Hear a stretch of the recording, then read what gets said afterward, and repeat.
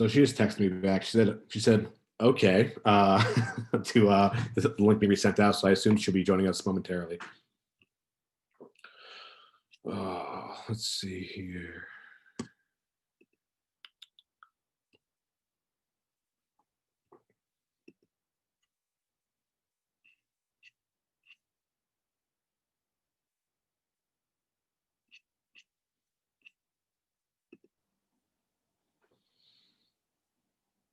Do we have a lot of people in public forum? Okay.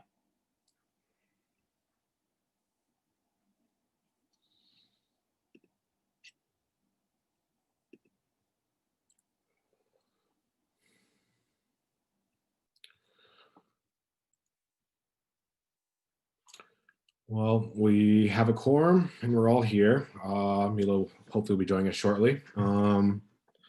So I'm going to call this meeting to order.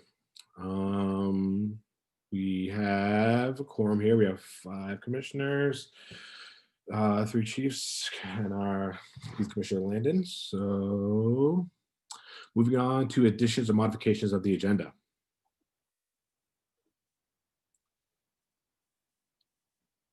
Do I have a motion to adopt the agenda as is? Looks like Randall makes the motion. Seconded by anybody? Seconded by Karen. All in favor, say aye or raise your hand. All right. Passes unanimously.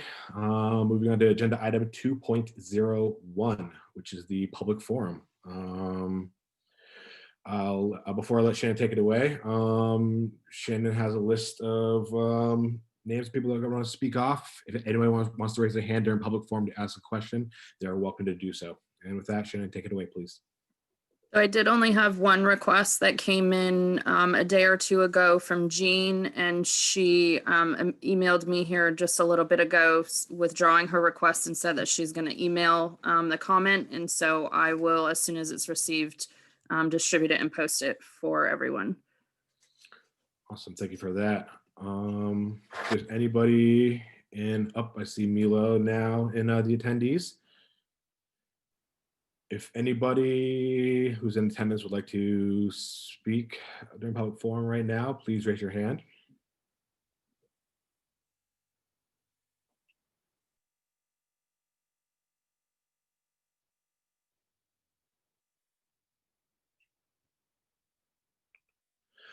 Not seeing any, so that'll conclude the public forum portion of our meeting. And moving on to agenda item 3.01, BPD Staffing Discussion. So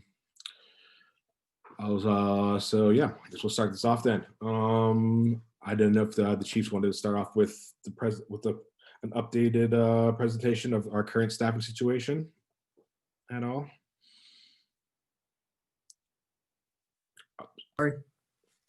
Sorry about that. Thank you, Mr. Chair. And yes, I do have a presentation. It's one that was shared with all of you last week. I believe it's been posted to the public for it to be seen. The one that I'm going to share with you is slightly different in places, merely because, frankly, our staffing is in flux in real time. And so the one that was shared with you is what was shared with the City Council back in December. It is substantively the same. This one will be posted as soon as we're done. But I spent the afternoon trying to get this up to date according to the newest information that we have, which, excuse me, includes recent departures.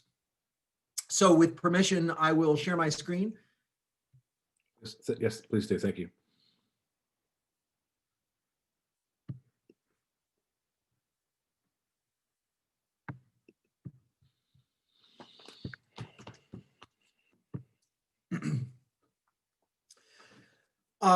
Again, so this is an updated version of something that we shared with the City Council in December. It has been updated to reflect some additional movements that we've had, and it has been updated to be a little bit more precise about some of the departures and what constitutes a departure or an ineffective.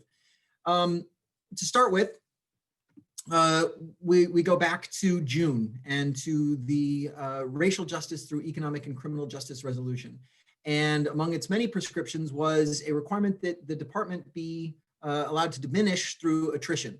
And that was it was certainly preferable at the time to me to actually decreasing by 30% through layoffs. Those layoffs would have entailed losing our newest, most recently hired officers. Those are our most diverse officers, I think, officers most reflective of changes in hiring patterns that were implemented by recent chiefs. But fortunately, we didn't have to do that. So while that was certainly something that was of great concern in June, the idea of immediate layoffs, we were brought instead to a position of attrition. And attrition seemed to be a better cause, but we have attrited faster perhaps than many people presumed. We talked about some of these possibilities even during the summer, what this staffing presentation is going to lay out, but they're happening more rapidly than we thought. And what our concern is that there is at some point a tipping point, to borrow the phrase that actually comes from policing. It is a phrase that refers to the drastic crime decline in New York City and was taken by Malcolm Gladwell as the title for his book because of that moment in New York where certain new techniques for accountability in policing led to drastic crime declines that became self-reinforcing. Before we discuss the staffing, I want to discuss recruiting and hiring, because we can't understand staffing without understanding hiring and recruiting. The process is a long one. We are unlike many, many other parts of the city, with the possible exception of the fire department, in that when we have an opening for an employee, we cannot merely advertise, get some applicants, and then bring those applicants immediately into the department in order to begin working. It is a much longer process for us, and that's a good thing. We want that. We want to have a very restrictive and strict process that is ensuring that we are getting the best possible candidates, but that requires time. And that time is further complicated by the availability of only 2 Vermont police academies in a specific year. And all officers to become level 3 certified officers in the state of Vermont must go through the Vermont Police Academy.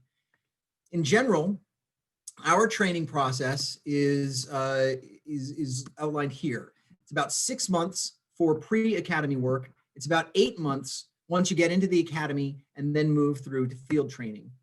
And therefore, the total time for an officer from application, from start to solo, being on the road alone and being an officer capable of answering calls, is about 14 months. And that's a good scenario. We could probably shave it a little bit, maybe a month here or there.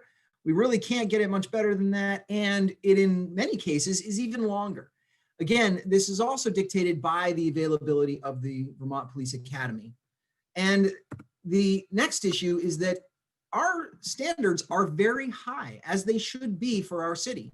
In our last class, we had about 260 applicants. 6 of those were ultimately hired and sent to the Vermont Police Academy. Only 3 graduated. So even when we are able to get applicants in, the academy process is difficult. It's difficult to live far away from home down in the center part of Vermont in an isolated area, only going home on weekends. It's an arduous process to get through a police academy.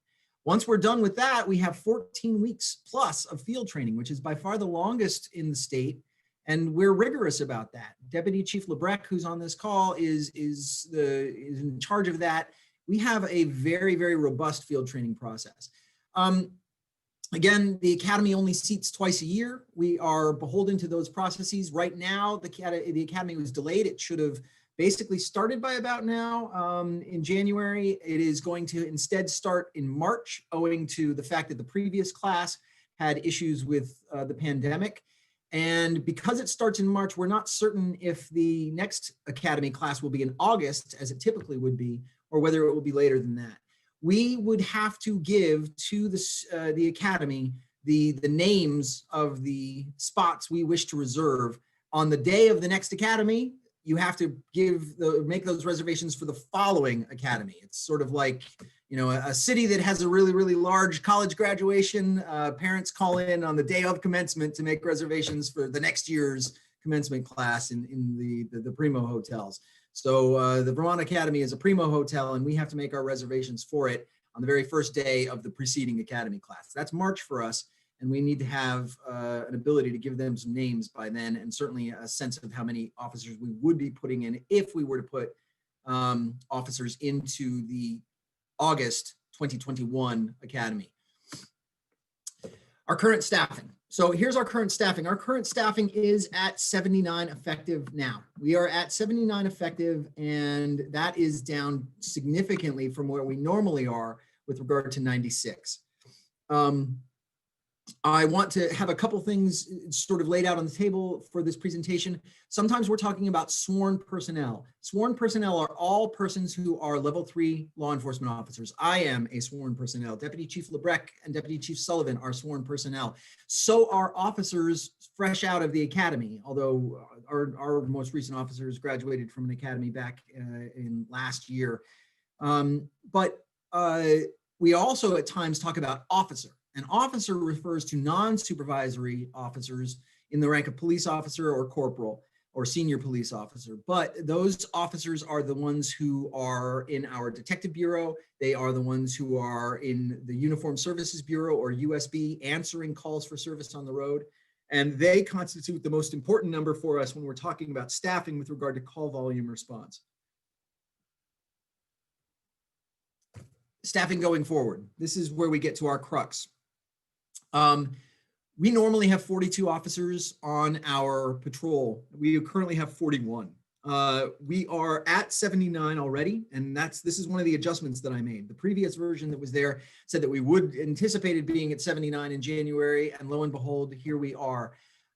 When we get to approximately 76 sworn total, or approximately 36 officers available for patrol, we will no longer be able to provide midnight proactive coverage.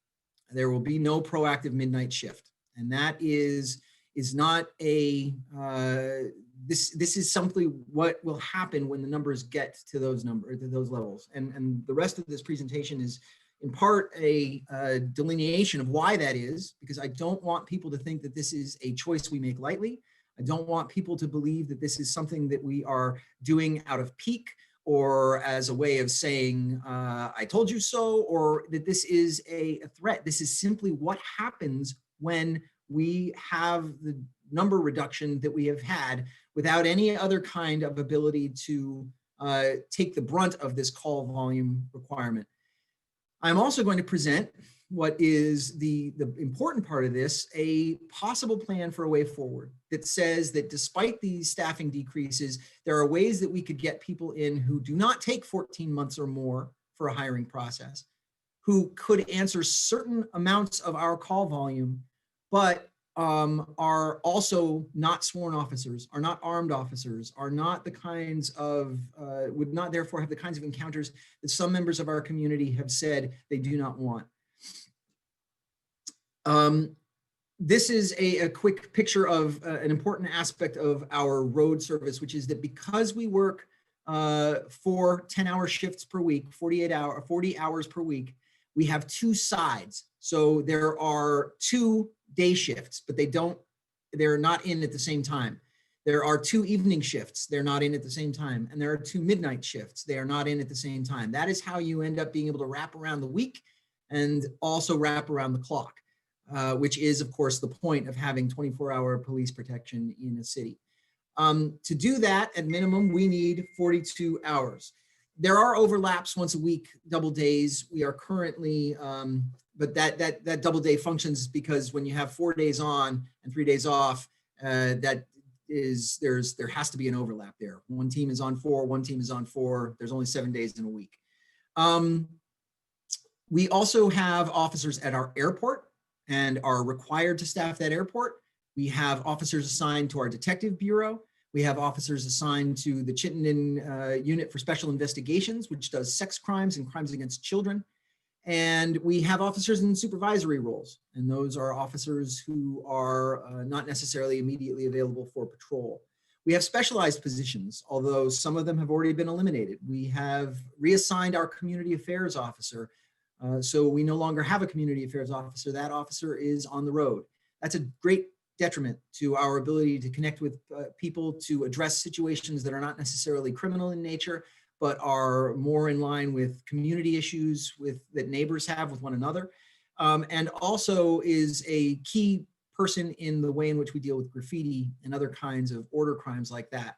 We have an emergency response officer who has also been reassigned to the road, and that is a detriment to our being able to continue to hone the emergency response capabilities that we've developed with regard to our ERV, or emergency response vehicle, and our embrace of a system called ICAT, which this agency was a pioneer of leading, literally was part of the forefront of actually developing the procedures and policies around ICAT.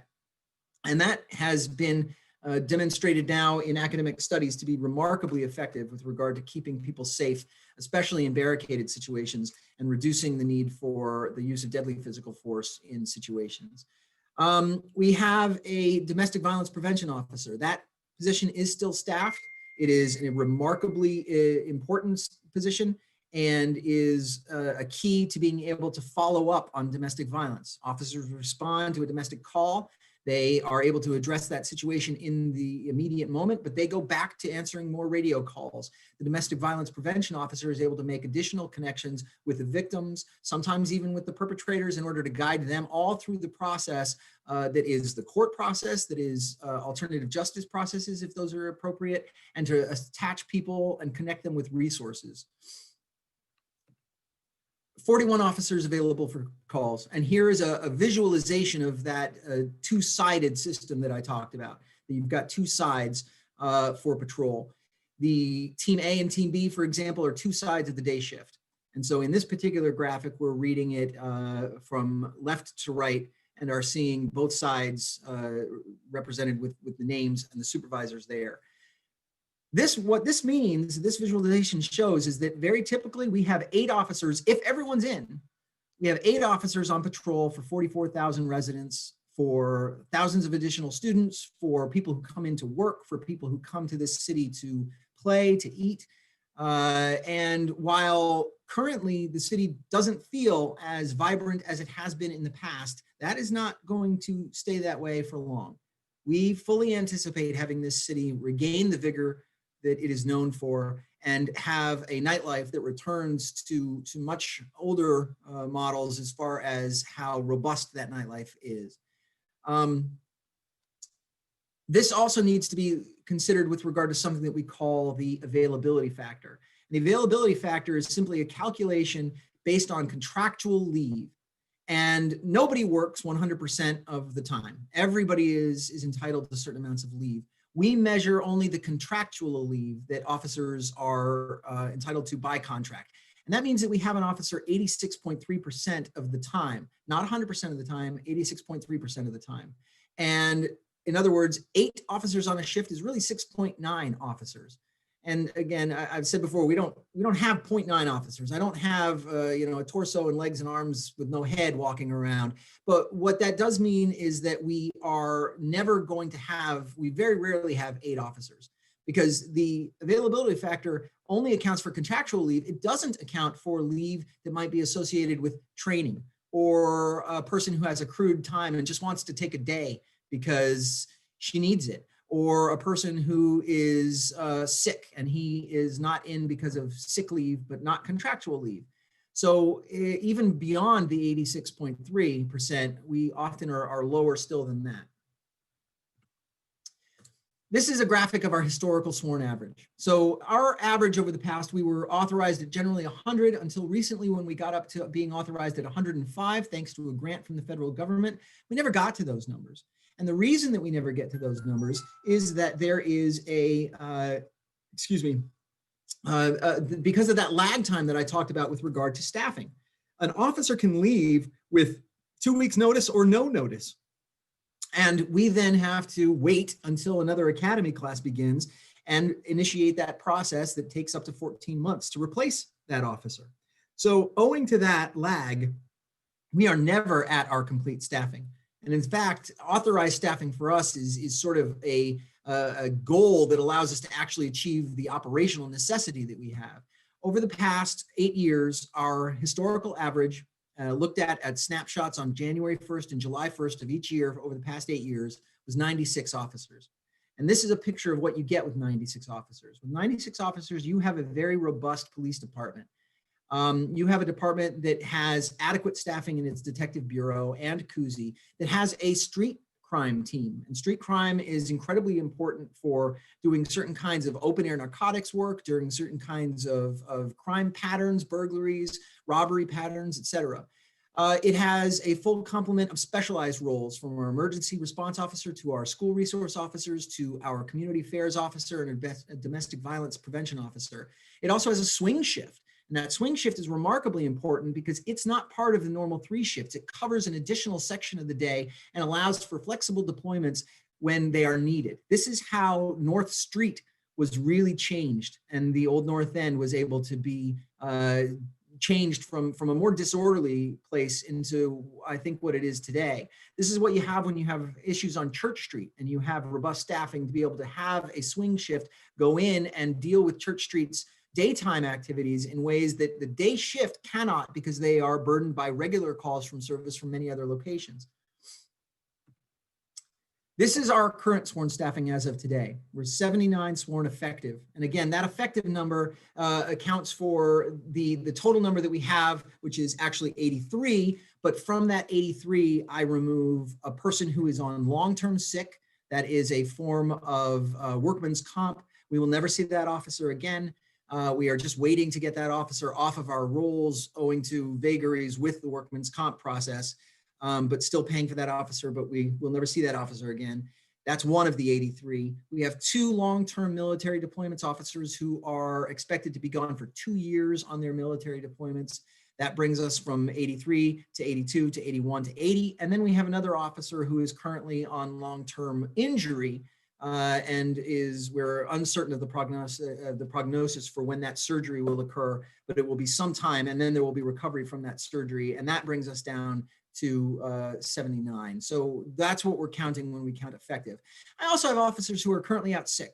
I have officers who may be on quarantine after exposures on the job. I have officers who may be available, who are, on FMLA leave for personal reasons. Maybe an officer had a child. Maybe an officer is caring for a family member. I'm not counting those. Those aren't effective officers either. They're not deployable in the immediate sense, but we all have to deal as professions and as businesses and as departments in the city with people who are sick in that way. I'm talking about who is deployable in a long-term way, and for that is what effective means, and we're at 79 effective. I'd like to point out here that the airport has 3 shifts as well. I hope that it's not confusing, but it goes down the center there. There's a sergeant and 2 officers on the day shift. There are 3 officers on the eves and 2 officers on the midnights. Those officers, that is the absolute minimum that is necessary to be able to cover that airport. And whenever somebody in the airport goes out sick or is on vacation, we take from USB to cover the airport.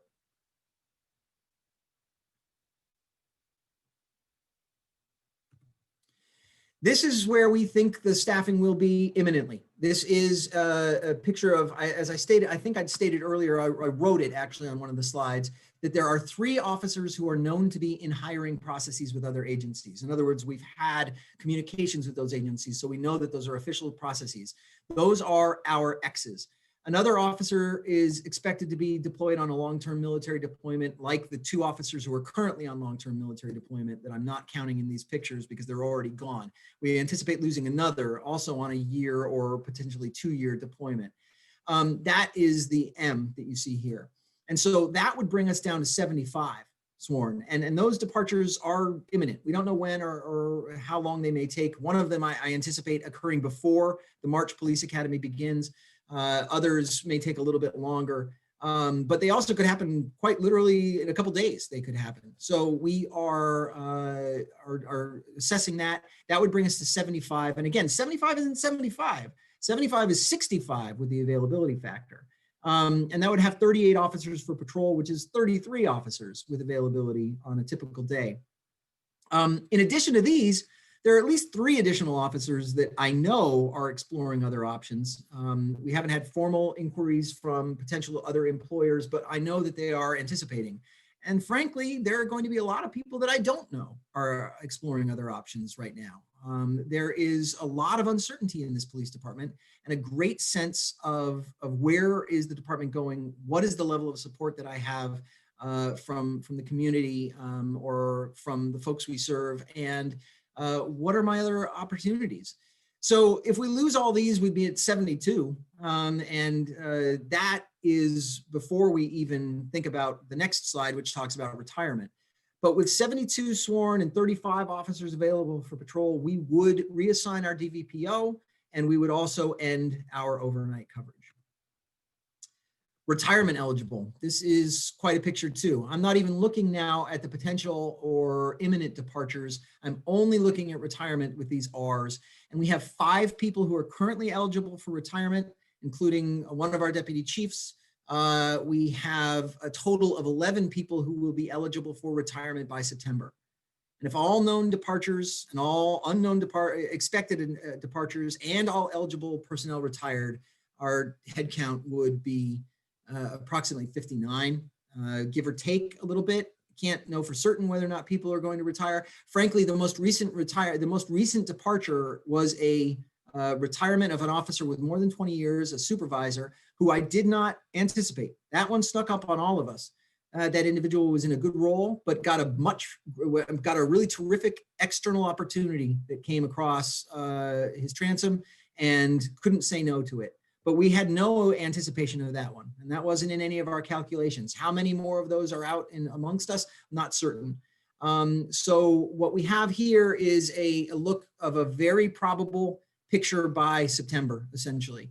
I can't tell you whether this is exactly what it will be. I can't tell you whether it'll be a little bit better, plus or minus 4, maybe 5, or worse, minus 5. So, but this is the heart of that. And it is a department cut in half. This is 28 officers available for patrol. There is no overnight. There is no swing shift. We have an understaffed detective unit with no ability to have any street crime team. We have no community affairs officer, no emergency response officer, no domestic violence prevention officer, no SROs.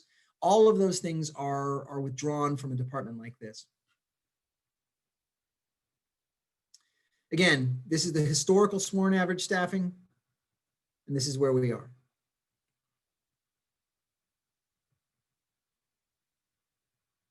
Excuse me, not are, maybe, my apologies, maybe by September. Historical, potential by September. Here's the imminent change, and in this, the shifts have been rearranged a little bit. I didn't mean to, we suddenly went across the board instead of down, which is what we were doing before. But up on the top, there is 2 days, 2 eves, and 2 mids, and that's 41 officers, which is exactly where we are right now. You'll notice that the A team has 1 fewer little blue person than the B team.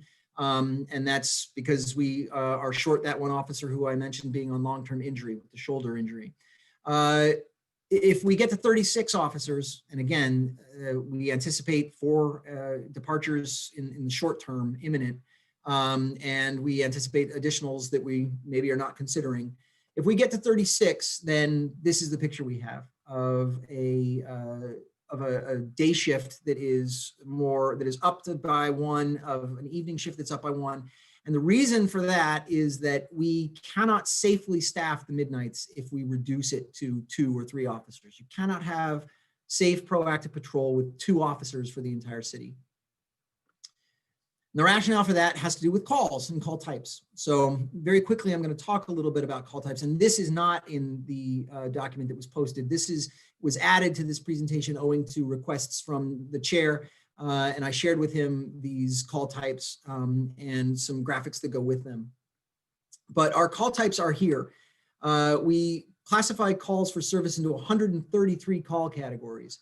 And starting in March, Deputy Chief Sullivan created a new model for dividing them further into call type 1, call type 2, and call type 3.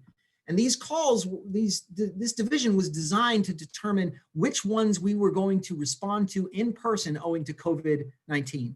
We had to determine whether or not in the early days of the pandemic, when we were very concerned about its communicability, about whether or not it was the degree to which people were vulnerable to it, and had inadequate PPE supplies initially, we had to devise systems by which we would properly minimize our in-person response without diminishing our overall response to people calling for us. And so type 1 here, which is in yellow, are the types of calls that are most easily divertible to phone or online response for an officer to make communication by phone, or for a complainant or citizen to report it online for redress at a later point. This is not a hard rule. For example, certain in-progress events are going to be responded to as if they were in one of the other categories, category 2 or call type 2 or call type 3. But it was a way for us to determine how we were going to change our workload in the face of COVID-19. As you see, call type 2, which is in the orange color, those are things that we are much more likely to respond to in person. They are not really divertible. And in the red or pink, depending on your screen colors, that's call type 3, and they are by far the most important. And those are the ones that are crimes to which we will always respond in person.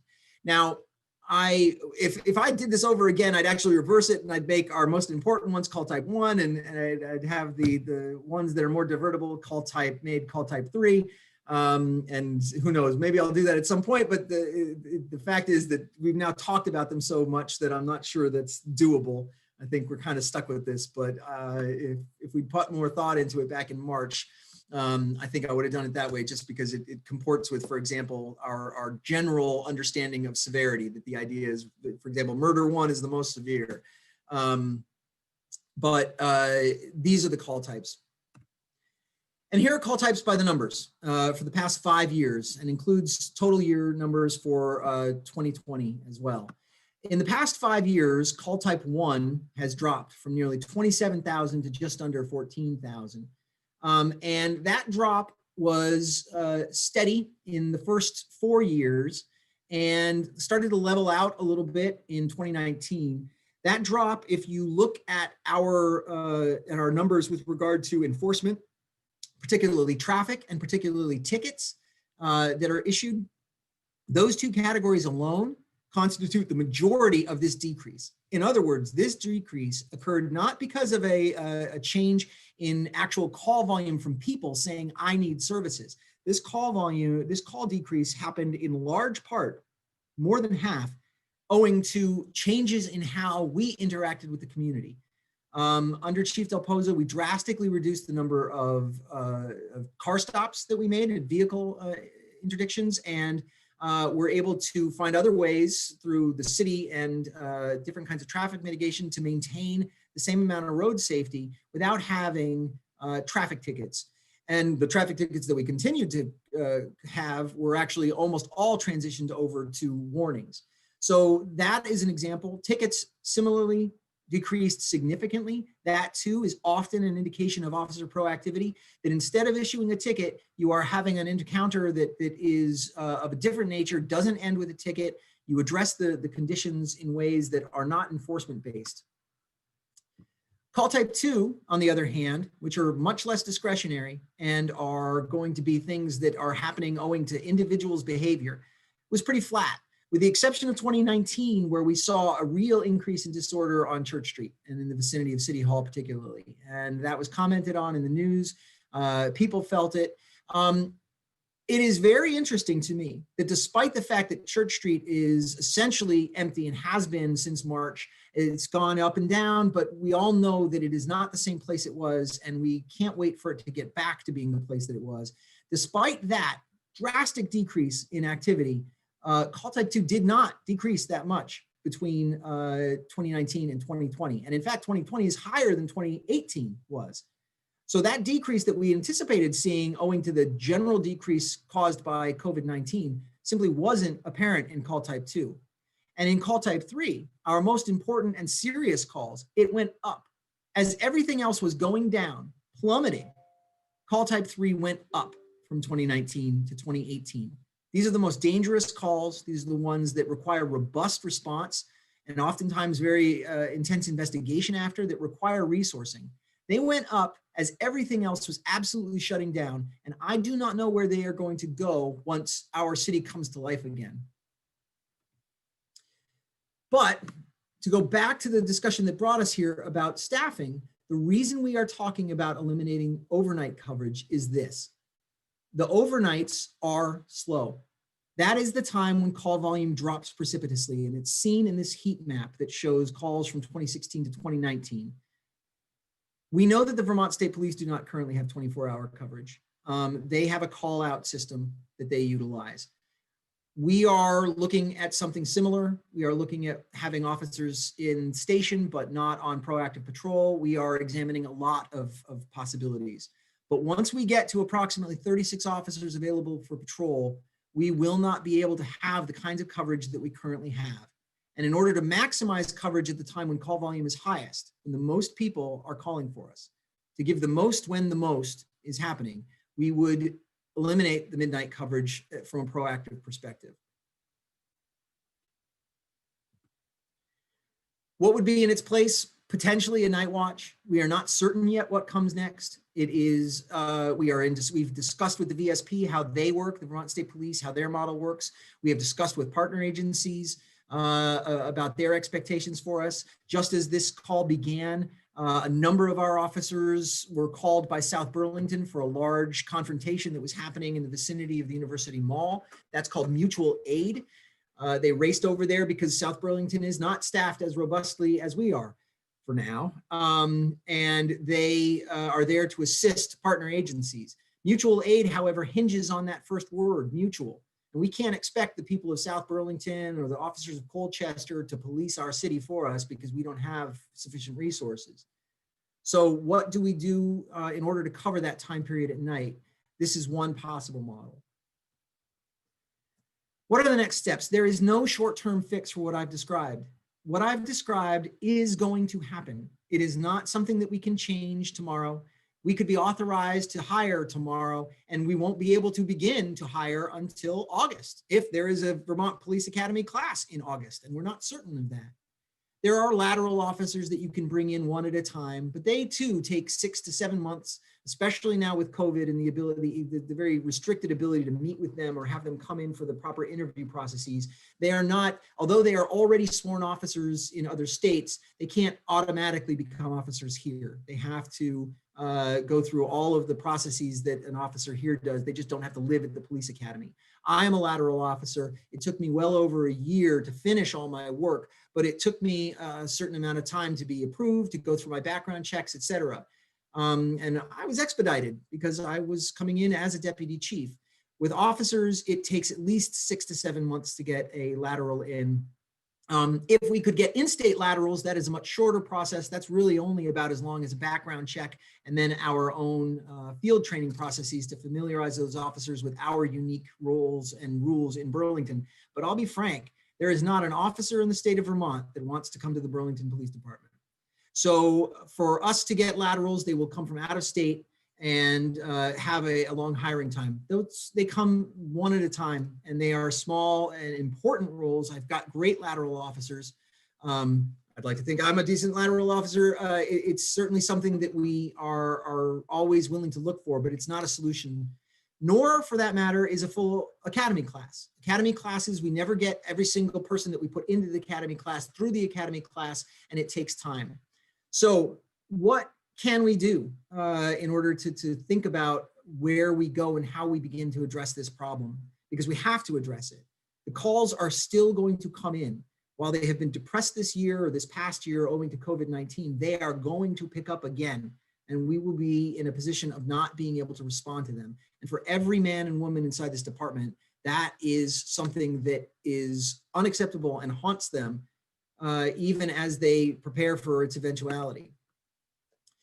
So assessments and data would be one way to try to figure out what to do next. And as you all know, as members of the Joint Commission, the Joint Committee, we are supposed to be in the midst of some assessments, and they are taking a little bit longer than we anticipated. So we don't have the benefit of what those will bring to us, although we can incorporate the benefit of what those will bring to us into whatever things that we do going forward. And I look forward to incorporating the take from these assessments into what we do going forward, but we cannot wait for them.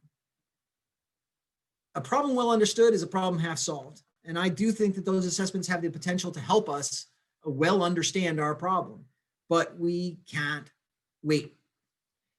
Time is a thief, and getting data from the assessment that was prescribed will be helpful, but it's not going to happen. And this slide was not yet updated since it says the 4th week of December. We are in the 2nd week of January.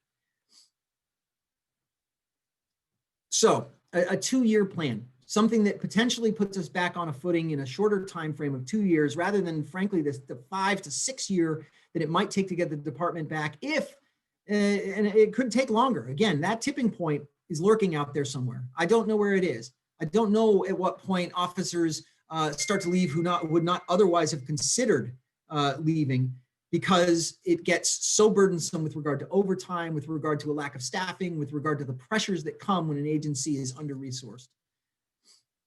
Where do we go? There are kinds of calls that we can divert to employees who don't take as long to identify, check, vet, and hire and train as police officers. Some of those are calls dealing with homelessness or quality of life or non-criminal mental health incidents, so not crisis incidents, certain kinds of juvenile disturbance, certain kinds of public health violations, certain kinds of traffic congestion, parking violations, dog and animal complaints. Right now, many of those are in fact dealt with through our community service officer. The community service officer is not a sworn police officer. The community service officer is not armed, does not carry a firearm, and does not have arrest powers. The community service officer can write municipal tickets, that is, tickets that are described in the city charter as violations of our municipal code, open containers of alcohol, for example, noise complaints. But we have to be careful with that, because sometimes those kinds of encounters can become problematic. And one of the reasons why we ask police officers in whom we've invested certain amounts of authority, as well as training, as well as tools to undertake those roles, is because those roles are fraught. Even something as simple as an open container ticket on Church Street can become fraught. So we have the ability to take some of these and offer them to community service officers instead. We currently have 2 community service officers, one on each side of the day shift. They were not depicted in the previous graphics because we were only talking about sworn officers and sworn personnel. But we do have 2 of these, and there is a potential for more. We also have the potential of having something called community service liaisons, or CSLs. We have one person who functions in a role very similar to this, the invaluable Lacey Smith, and she is terrific, and I would love to have more. I will say, however, that I would have wanted more Lacey's even if I had 105 officers and was fully staffed at my old authorization level. I want those positions because they are service enhancers for what we do. They do not address the actual meat and potatoes of what we do from a call volume perspective. They are something that addresses the root causes of those calls, and we hope that they help us get those calls reduced. They are something that helps us address the aftermath of those calls, and we hope that we don't have calls in the future. They are the essence of prevention, and they are terrifically, terrifically valuable. And I would want them even if we weren't in this situation, but they are not the answer to the thing that we are looking at with regard to calls coming in and fewer than necessary officers to address them. Hiring CSOs and CSLs. This isn't a fast process either. I looked at one of our current CSOs. His hiring process was about 6.5 months, and that's short. Normally, the time for a CSO, and I'm talking about CSOs, not CSLs, the start to solo on the road after training and field training is 7.5 months. So we can tighten it a little bit, but every time we tighten, we do so at the risk of quality control. So that's something to keep in mind. Nevertheless, we also have to think about the fact that the pool of applicants isn't always as large as we would like it to be. The last time we hired CSOs, there were 10 applicants and only 2 made it through the process and 1 was hired. CSLs, we don't know yet. We don't know how long that process will take. We've only done it in small bursts. We had somebody who's not dissimilar to the CSL role was the role that was played by our opioid coordinator, Jackie Corbally. Now, she was a much higher figure in the department. She was essentially an executive. She sat on the executive side in the office currently occupied by Director of Police Transformation Dodson. But the hiring process for that is a little bit more streamlined. It's going to entail background checks. It's going to entail all those things that can take quite a bit of time, but there may not be a field training process necessarily. For CSLs, we're not quite sure. So we could think that it takes a little bit less time than we are pictured here, but not radically less. This is the public safety continuity plan. And this is the heart of what could potentially give us something like the services to which Burlington has become accustomed when it has a 96+ person police department with fewer than 80 police officers. It depends on the results of those two assessments, because we can't really implement this until we know what those assessments bring us. It depends on the viability of being able to offload police services to other positions. And it will take more than 2 years to implement fully, but that is less than the 5 or maybe even 10 that it would take to actually get this police department back to 96 or more officers. The total proposed that it shows here is 78, and that is above the number of 74 that was mandated by the resolution in June. But it is much less than what we have. Now, again, to get to 78 pictured here as the same as it was with having 96 officers and 105 authorized, 78 requires a higher authorization because of those lags in hiring. What we see here are the two proposed shifts. I'm showing you the current shift picture, and I'm showing you the proposed shift. This is the ×2 means that I'm only showing you one side of our shift. And the same is true of the table that is on the right-hand side of this slide.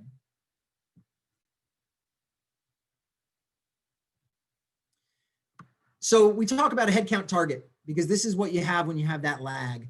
And that headcount target is what we see in the graphic, that the actual number of biannual snapshots never quite got up to the authorized number, but you needed that authorized number in order to be able to actually implement hiring processes that got you to an effective number in order to perform the role that you were developing and was expected of you. Over the past, 8 years, the department's averaged 5.6 officers below its cap. Therefore, to get 78 officers, we would need a cap of 84. And this was part of the slideshow as directed to the city council. This is what we are essentially seeking, and it's being honed. It's being honed in the form of a resolution that's being drafted. It's being honed in the form of a memorandum and of a presentation by me that clarifies some of these issues. We need to look at some issues such as job descriptions, which we have for the CSO, we're developing for the CSL. We need to look at budgetary issues and how those will impact what we're requesting. We need to look at a sense of organizational chart and where some of these would sit. We need to think about the potential for certain kinds of calls and flesh that out a little bit more than this presentation has done about which kinds of calls can be diverted and potentially not only to just the CSO, but also to the CSL.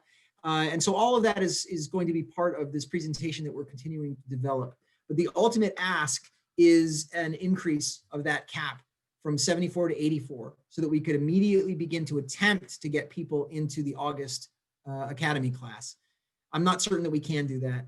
We don't have a pool of applicants waiting, which we normally would at this time relative to the coming academy.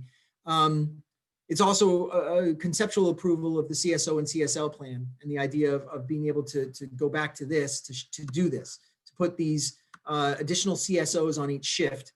So going from the one that's shown on the left on the day shift alone to having 3 on the days and 3 on the eves. And that's actually not 3, that's a total of 12, because 3 and 3, but ×2 for each side is 12. And so getting those people on board and getting conceptual permission and agreement from the council is one of our action.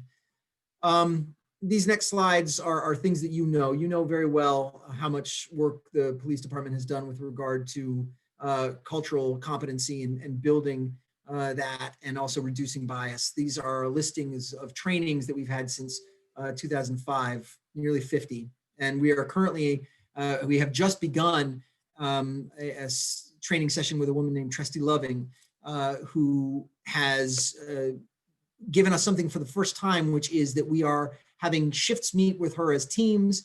We are going through an iterative process that is not just a one day or one weekend session, but instead it is going to be drawn out over a number of meetings, 6 or 7, I think, total with each team, and actually going through a process of really understanding anti-racism.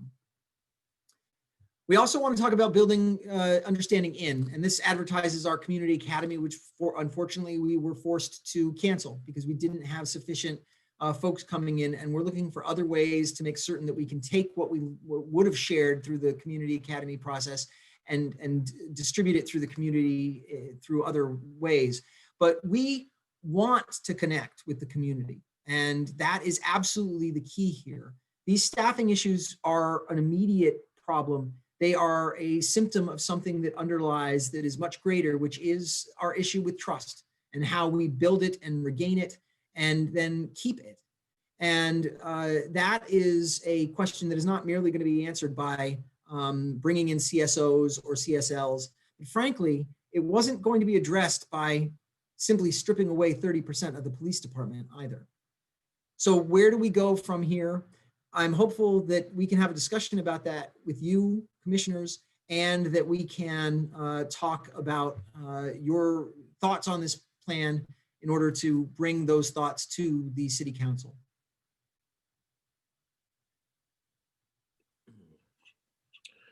Thank you, John, for that. All right then.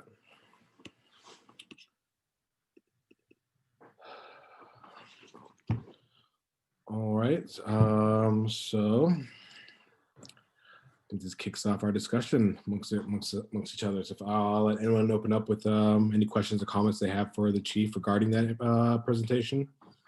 So like clarifying. Randall. Thank you, Chair. Yeah, thanks, Chief. So one quick question is just going to be with respect to how the CSOs and CSLs would interoperate with the sworn officers who are on the road.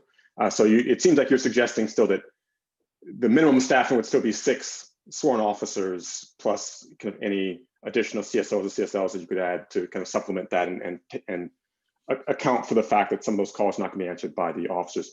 Do you see kind of any interoperability between those CSOs and CSLs and the sworn officers so that you might not need to have 6 sworn officers? Basically, like, could CSOs and CSLs operate as a kind of backup capacity for dealing with the sorts of calls which require increased police presence because of ICAT and other techniques? Could some of that work be done by the CSOs, CSLs or not? I don't think so. I think that 6 is really the minimum that we can have in this city that is safe for officers to be able to respond to the kinds of incidents that we are always going to want them to respond to. The disturbance that was happening over at the U-Mall is not something we would send CSLs and CSOs to. That is an incident that is going to result in the use of force, or at least it's highly likely to result in the use of force. And we are not going to send unarmed and unsworn persons into that kind of situation. So we need to have adequate resources for that. With regard to an ICAT type situation where we have a barricaded person, God forbid a barricaded person who's armed, God forbid a barricaded person who's armed and has somebody inside with them, we need sworn officers to be able to address that. You can use a CSL who's been negotiator trained to be the negotiator. You can put a helmet and a flak jacket on that individual and put them in a position to be able to trying to do the talk. And that's useful. We routinely do bring other resources into our ICAT situations if they're available. If we have a person who's barricaded, who has a Howard caseworker, we'll bring that individual in to talk to the person. But the entry, the stacked team that's prepared to go in if it becomes necessary, the team that is going to be observing other exits, depending on how many this place may have, those have to be sworn officers. And a scene with 2 points of entry and a person inside who is known to be armed requires at least 4 people. You've got to have 3 on a stack at the front and at least an armed officer in the back, and really 2 to be safe. And then a supervisor on scene. So right there, we're already at 6. 2 simultaneous domestic violence incidents in town that's 4 officers. So in different parts of town, you have that happening. And there are a lot of scenes that just eat up resources in that way. So I don't think you can get much lower than 6, because again, the availability factor tells us that 6 is not 6, it's 4. And the idea of having one officer, that's less than an officer per area. The CSOs are going to be able to divert a lot of the kinds of calls that take up time for an officer.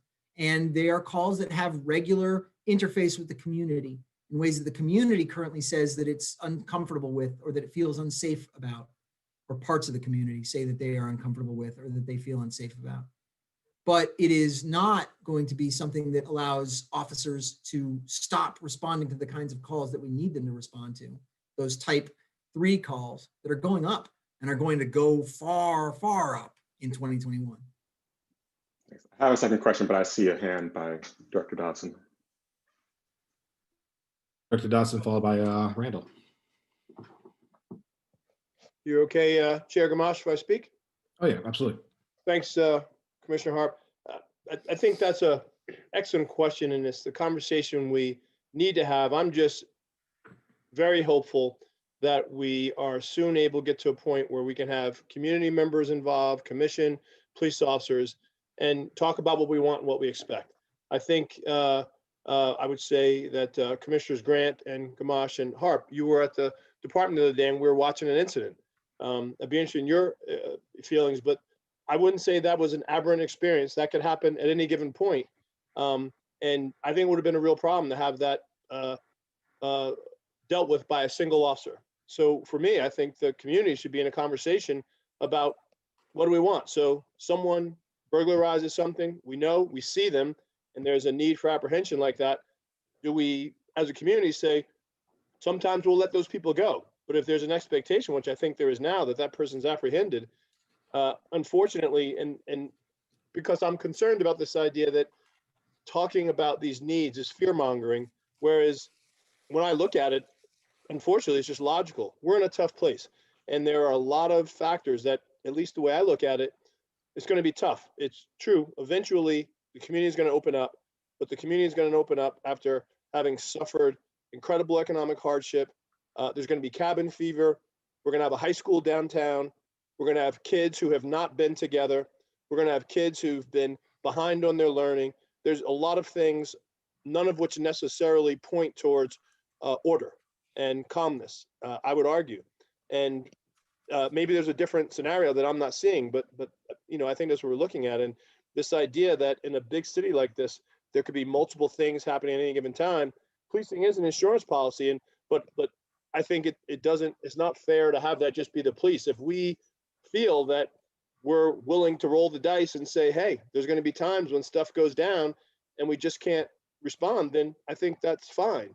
But I think there is a expectation now that things happen and there's a response, and it happens in a way that's really hard to anticipate. But when it goes down, you got to have the resource there. And maybe I'm excited for the assessment, and perhaps there are professionals who look at this differently, but just intuitively, as I look around and I see and I watch videos and understand training and live in the community, it does seem like there are conversations that need to be had just about that, you know, intersection of multiple things happening, the severity, escalation, our expectation as a community of how things get followed through on, et cetera. But this is provocation. I don't have the answer, but this is just how I look at it. And, you know, the idea that Chief says we need all this, and then somebody else in the community says that's fear mongering, that seems like a back and forth that I'm not sure is terribly productive or helpful.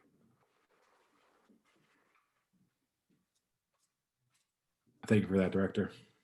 Randall, I believe you were next with a question, followed by Stephanie. Yeah, thank you. Followed by Karen, sorry.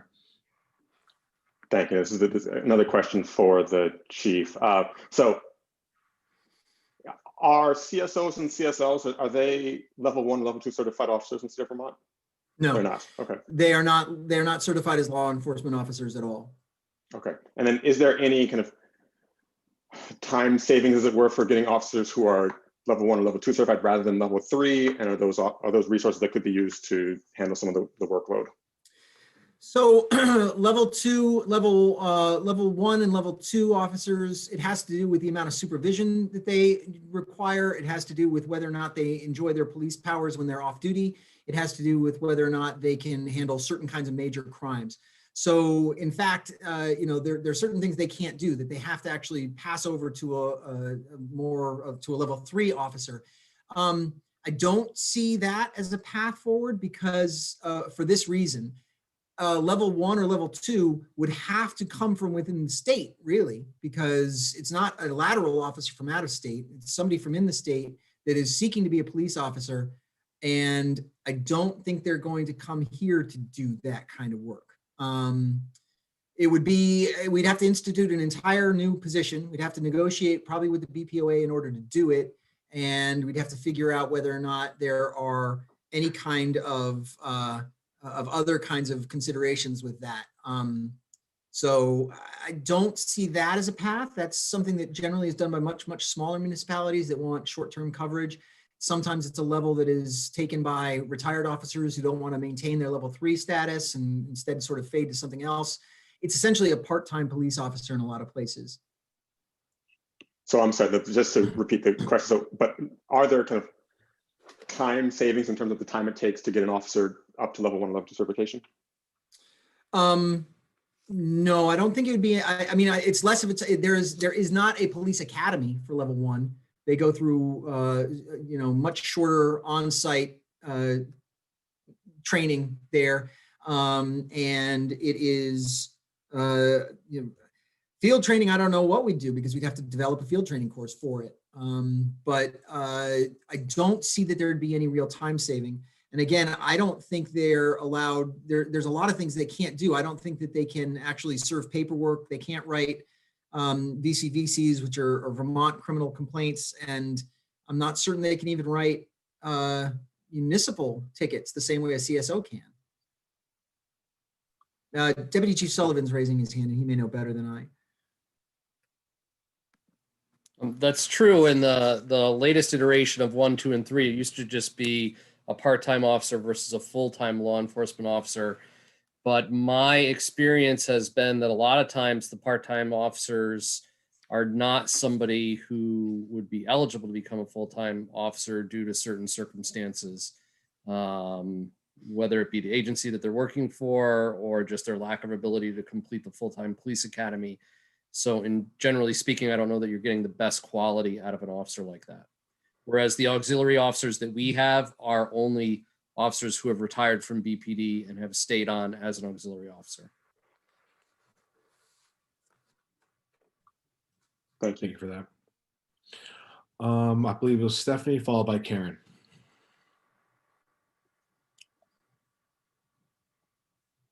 Up, Stephanie. Oh, we can't hear you. Sorry, Chief Muir, I wasn't clear from your presentation on the SROs. Does your plan include removing them from the schools and bringing them into regular police work in the city? Or they do regular police work in the schools, but eventually, yes. The picture shown is a picture that does not have the final picture. Once we get as our staffing plummets, we will have to withdraw them from their positions in the schools. okay, thanks.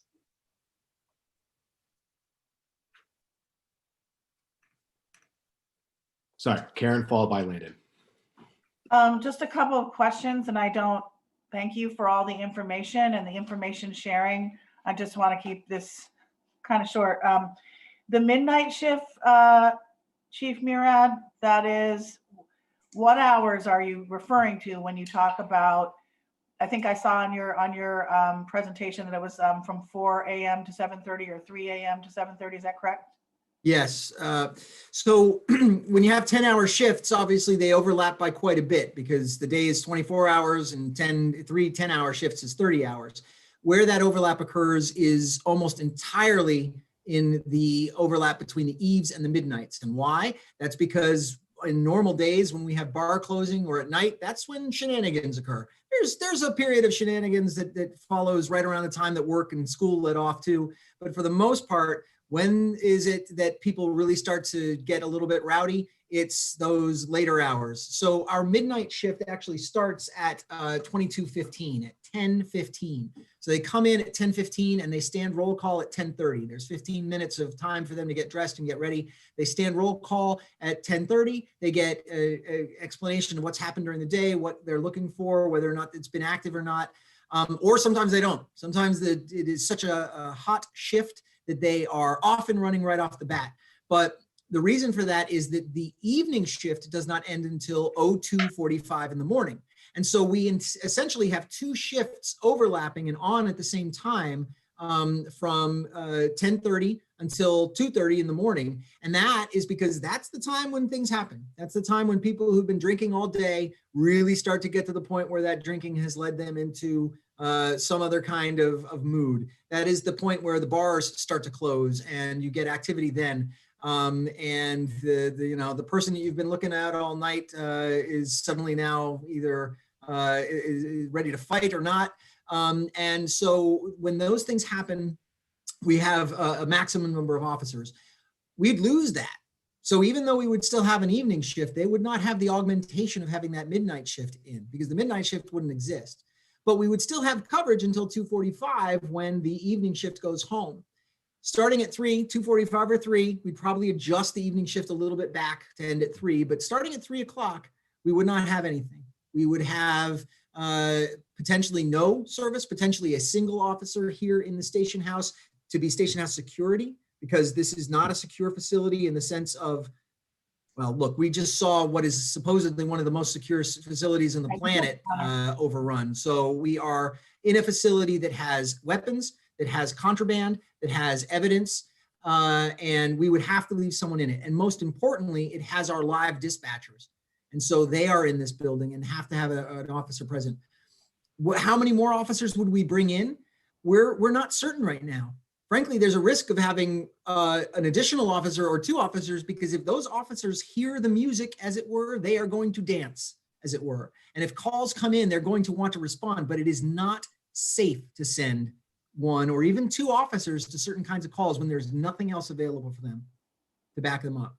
So we're not certain yet. One officer in here solely as security, 3 officers with 2 that are deployable to certain kinds of extreme situations. We don't yet know what that's going to look like, but the time frame would be 0300 to 0730. Okay, and my next question is, you were mentioning some of the officers that were leaving, making plans, what have you. I know that we talked about Officer Drinkwine. Was he included in that? He resigned from the Okay, police department. He is not. Yeah. Okay, good. He hasn't been counted in any of the presentations I've given because he has been off the books from before then. Yeah, I must have missed that conversation.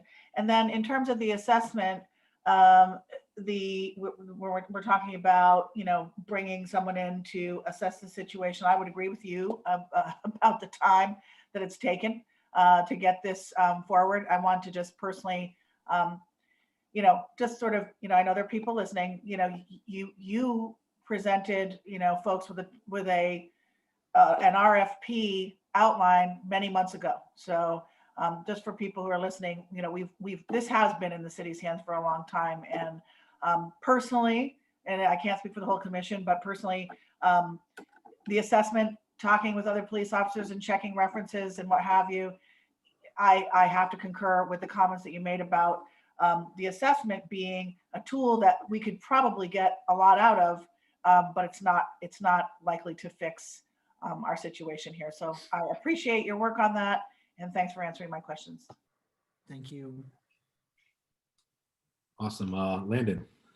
I think that the SRO for the Burlington is leaving. I believe the school board passed something earlier last year, so I know that for sure. But then I also had some questions about the midnight shift. What is the most common statistically, what is the most common call during the midnight shift? I don't know if I missed that.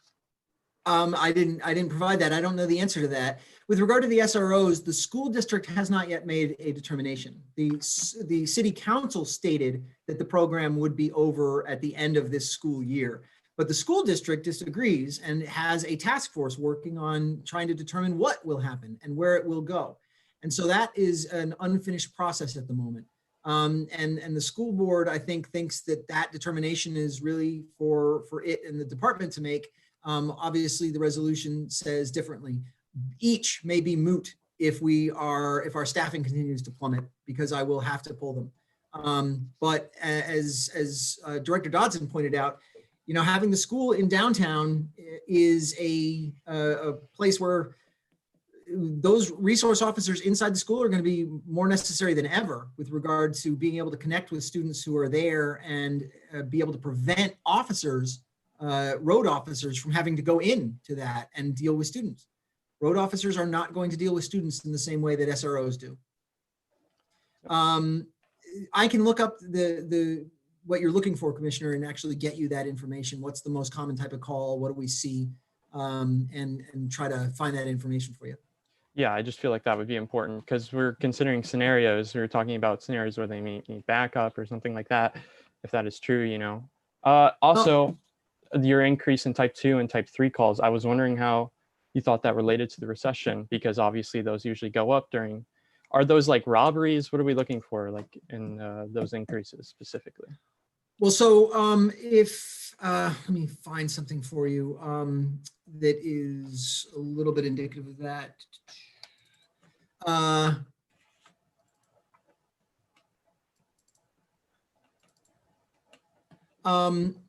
You know, where are we with regard to activity?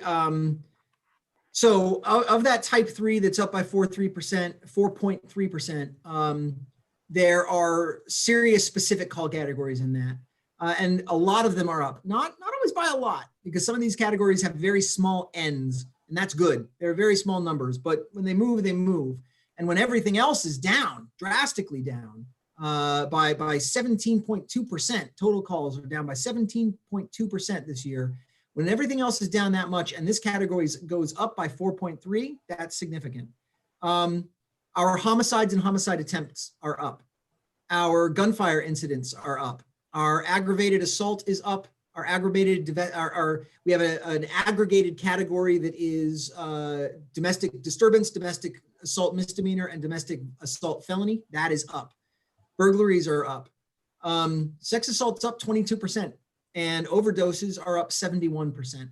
That's not fatal overdoses. We experienced very sadly a double fatal overdose today, but general overdoses in 2020 were up 71%.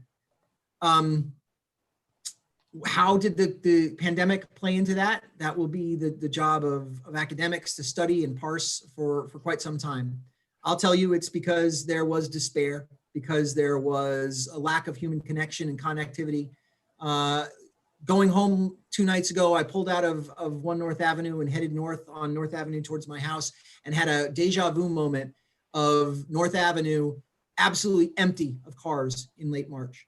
I think sometimes we forget a little bit of how absolutely drained the city was in late March and early April. It was stopped, and people weren't going out of their homes. They were not allowed to go out. The early governor's orders were very strict about stay at home. And how does that not affect people who are already often mentally vulnerable, for whom substance use disorder is already a proxy for certain kinds of connection? Of course, we were going to see these kinds of increases. With regard to crime, there too, it does play a role in that. We have seen upticks in burglary, especially commercial burglary. But one of the things that was not on that list was robbery. We did not see an uptick in robbery, partly because robberies require victims. In order to commit a robbery, you have to be able to find a victim. And there were large parts of the year where there were no victims to be found. But other crimes, economic crimes, we haven't seen large increases in those. And I push back on the notion that economic desperation leads to economic crime. I think that undersells humans. I think that undersells people. I think most people do not give way to crime simply because there is certain straits in their life. Yeah. Okay. All right. I also just trying to think. I had a response to that. Left my head for a second. Would you foresee any of those going down as we reopen? I mean, or is that up to the academics? No, I do not foresee any of those going down as we reopen. And I regret saying that. In my experience, police live by being able to keep a handle on disorder and crime. Our mission is to keep people safe by preventing and responding to crime and disorder with and for the community. That's it. That's the whole thing for me. And I don't foresee us being able to live up to that with these staffing issues and with what we will see as an explosion of joie de vivre once this ends. All right. Thank you so much. I think I And, saw and Deputy Chief Sullivan had a hand up. I don't know if he wanted to weigh in on that. I apologize, Mr. Chair. Yeah, I was going to say, I saw DC Sullivan with his hand raised. I had a question followed by Randall.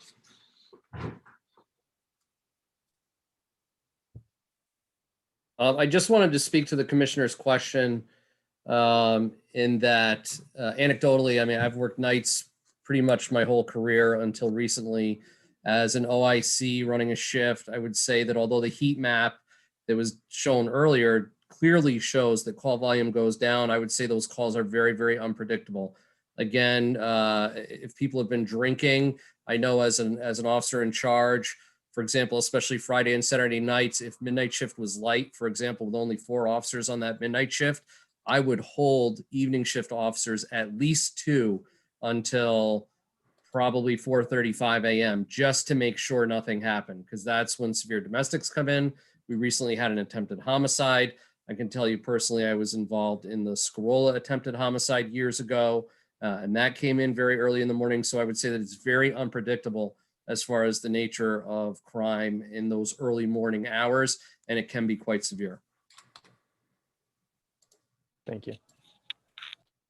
Awesome. Yeah, and my question for the Chiefs, as someone who bartends nights and I work a lot of those, I guess those higher volume nights, Thursday, Friday, Saturday. What would be the possibility of having partial midnight shifts, not for the entire week, like, but possibly for like that early Friday morning, early Saturday morning, early Sunday morning, which I believe are the most action that happens for those late night shifts.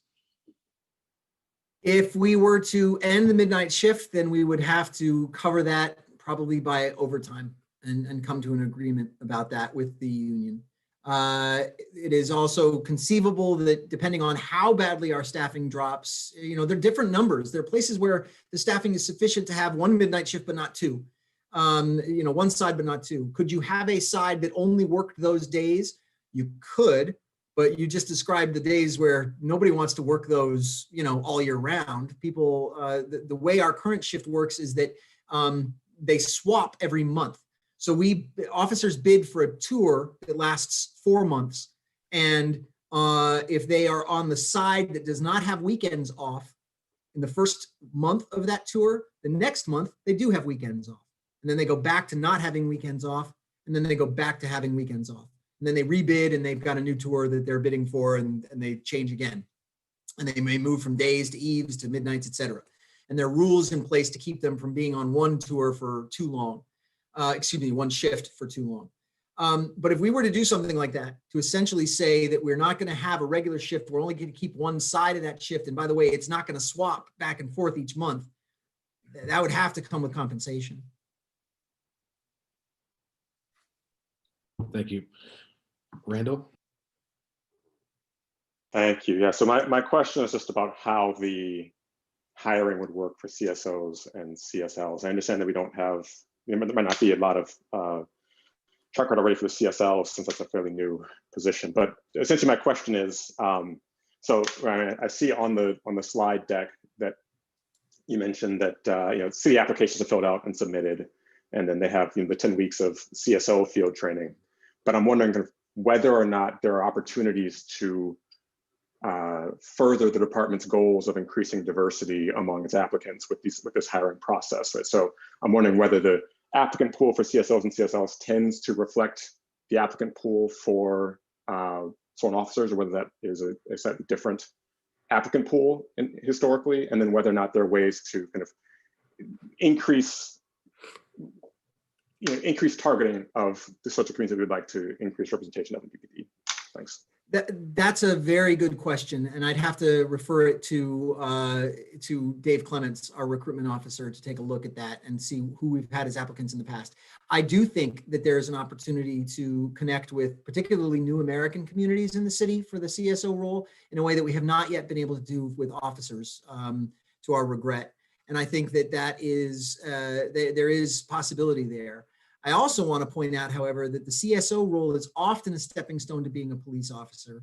If it were to become that in this case, it is not necessarily the kinds of officers that sometimes the community envisions when it thinks of the quote unquote perfect officer who frankly doesn't exist. But when they think about, police officers who have MSWs and are doing all this at the same time, that's not the kind of person we're going to get to take a CSO role at the wages that are paid for a CSO role. But I do think that it's a possibility of getting people in there who have certain kinds of sometimes police interaction that would probably be relatively prohibitive for getting a police officer position, but would not necessarily be prohibitive for getting a CSO position. And that's a possibility too. Okay, so I'll just follow up really quickly on that. So I've heard at least anecdotally in this department in the past and other departments in the past that there's sometimes frustration with having candidates who might otherwise seem good candidates to be officers who are not able to pass, for example, the written examination to become an officer, and that is kind of impacting the applicant pool. Do you think that, so is it conceivable, is it possible that officers coming through in the CSO position would have the kind of, for lack of a better word, on-the-job training that would kind of make it easier for them to pass whatever examination would be required to be a level 3 officer, or is that unrelated? I think you're certainly exposed to a lot of things. I think part of the problem right now is that I'm not 100% sure that the test that's given at the Vermont Police Academy is related to policing. And you could basically be a police officer or be in super proximity to police officers the way CSOs are and not get a leg up on that test. I think that's one of the problems that we have, and reassessing how to redesign that test is an issue. The other parts, passing the physical exam is the physical exam. I think the biggest issue with regard to recruitment at the police academy level is that the academy experience itself is one that is not conducive to certain folks. It is not easy to go through that academy if you are a single parent. What are you going to do during the week? It is not easy to go through that if you have real life obligations that that you can't meet when you are away in Pittsburgh for 5 days a week. So CSOs don't do those things, and therefore that alone opens the position up to different kinds of applicants. Thank you. All right, I had Karen up next, but DC Lebrecht, were you going to answer a question first? Yeah, thank you, Chair. I've been a field training officer for 15 years now, and I've run the program for, I think, 7 years. And going back to Commissioner Harp's question, I certainly believe like the CSO position would be a very good stepping stone towards becoming a police officer. So like folks, that would allow, just looking at the struggles that new officers have, like as simple as talking on the radio or understanding the ordinances for the city, or even one of the biggest hurdles for people is understanding all the different streets and where everything goes and how to get there in the city. Those are all really tough things for new officers that have never lived in Burlington or have come from the outside, even from the inside the state, but not lived in Burlington. Being a CSO for a year or a couple of years, those CSOs, if they went on to become or try to become police officers, I think would have a leaps and bounds over somebody who's just come in from another state or from outside of the Burlington area. And for people maybe that are having would have difficulty with the entrance exam and the PT, this would also allow us time to work with them. They would be in the PD, they would know officers, they would understand our job a lot better. I think that certainly is a huge plus to having CSOs, and yeah, it would be a huge stepping stone. Also in so much as I think having understood what our job is, when they got into the academy and got into field training, we would have a lot less people not make it through the training, I think, because they would have a much greater understanding of the job, and a comfortableness, I think, with the community, how we expect them to act, how we expect them to present themselves, our expectations, the community expectations. So all those types of things. I mean, the program itself is really important. I will say there's one caveat: if we increase the amount of things that they're going to do.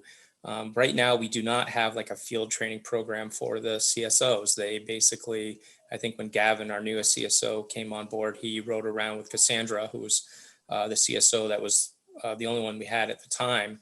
That was 2 weeks of him riding around with her, kind of learning the ropes a little bit, and the rest he did on his own.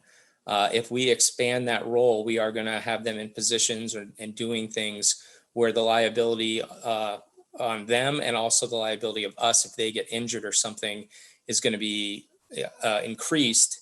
So we would need documentation. The reason we have a field training program, and Burlington has a 14-week one, and I'll just go to say, like most places, like on the average for an adult learner to learn this job, like in the field, is around 26 weeks. So even at 14 weeks, we are not really even close to the normal average for the US.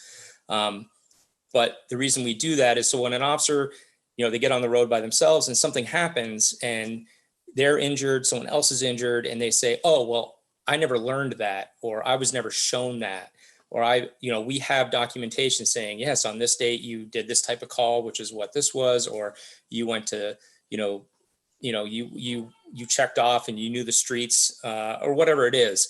We will have to probably do that as well with the CSOs, because if they get in a situation like, oh, well, I didn't know that, I was never shown it. And somebody who has just a 2-week training, I don't think they probably would have a good argument saying, yeah, I wasn't shown that.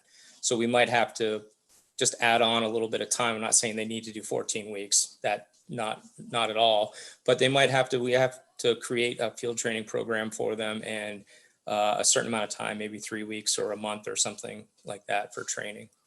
Thank you.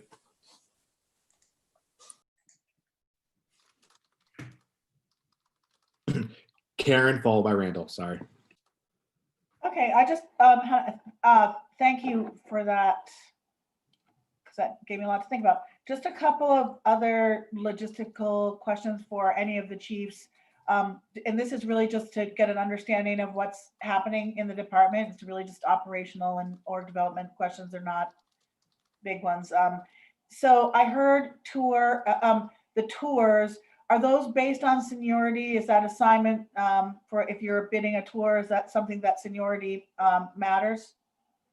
Yes, the tour assignments you bid based on seniority, and officers with the most seniority bid first. So our airport is routinely staffed by officers with the most seniority. Okay. And where else, can you just talk a little bit about where else the department might be under-resourced from your perspective? Just in terms of maybe admin. I know, but it's the question. Careful what you ask for, Commissioner.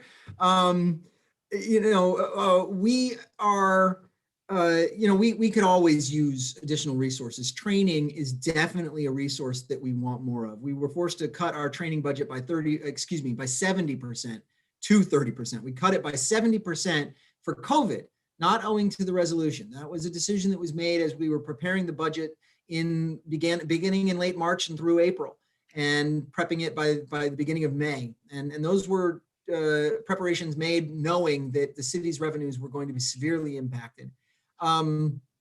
So training is a big one. We'd love more resources for training. Training is complicated. For example, right now, I do actually have some money to send I have 2 supervisors I would like to send to supervisory school. I can only do 1 because I can't afford to lose 2 from the road and then lose them for a quarantine period after returning from an out-of-state training session. So that is, that complicates everything. This notion of when we're staffed the way we are, how do we pull people out to get the training that they need when that causes further reductions on the road or in DSB or wherever those officers serve. Administrative, we certainly need additional administrative help if we are going to implement the kind of digital release policy that this commission envisions. I am actually okay with just releasing video as is. I think that we should probably forego a lot of the redaction that we currently think about, but I'm not certain how others feel about that.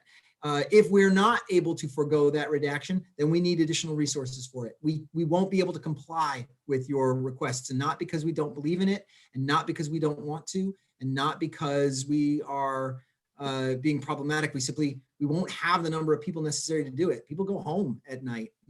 You know, I think that we'd also love to have resources in a number of spots. I think that, you know, Commissioner Grant has spoken frequently about the idea of increased communication and improved communication. And we've talked a lot about the idea of inviting people in and letting them understand things. Again, not to speak for Director Dodson, but Director Dodson's sitting in this building has given him a very different understanding of what police do. And we do not give him Kool-Aid every day. That's not what it is. It is simply understanding more of what the role is. And for us to be able to communicate that outside is tremendously important to us and tremendously valuable, but we don't have the resources to do it. So those are just a few of the places that I could conceive of having resources in addition to these CSOs and CSLs. The CSOs are about addressing a problem that is right in front of us right now and isn't going away and is only going to get more pronounced, and is a small address for that. The other kinds of things are things we're talking about, again, that I'd be talking about if we had 105 officers. Okay, and then just thank you for that. And just one, you know, question, and it keeps coming up in conversation. So my understanding is that there is no human resource for the city. That position has not existed for a couple of years. So the police department really manages its own discipline and administrative HR work. Well, no, that's not quite accurate. So we do work with HR routinely. HR deals with our payroll. HR deals with questions about whether or not officers have medical leave available to them or not. That goes through both our administrative lieutenant and the administrative deputy chief, which is Deputy Chief Sullivan, but it goes to a member of the HR team who is assigned to the police department, not in the building, but is our person. And she's great. Team member Danielle Cota, terrific, really terrific. And we are lucky to have her able to work for us, and she's always responsive to our questions. And then when we get to disciplinary situations, we routinely involve HR as well, if that discipline is rising to a level that is going to involve, for example, a loss of time or some kind of larger repercussion. If it's verbally admonitory or if it's retraining, then no, that's not an HR issue. That's going to be dealt with by a supervisor, and sometimes might not even rise to the level of a chief. But if it's going to involve a significant infraction and significant potential penalties, we absolutely involve HR in those decisions. They guide us, and we involve city legal to understand how we're interacting with the contract or not. Sorry. Yeah, I know that happens to me in my office.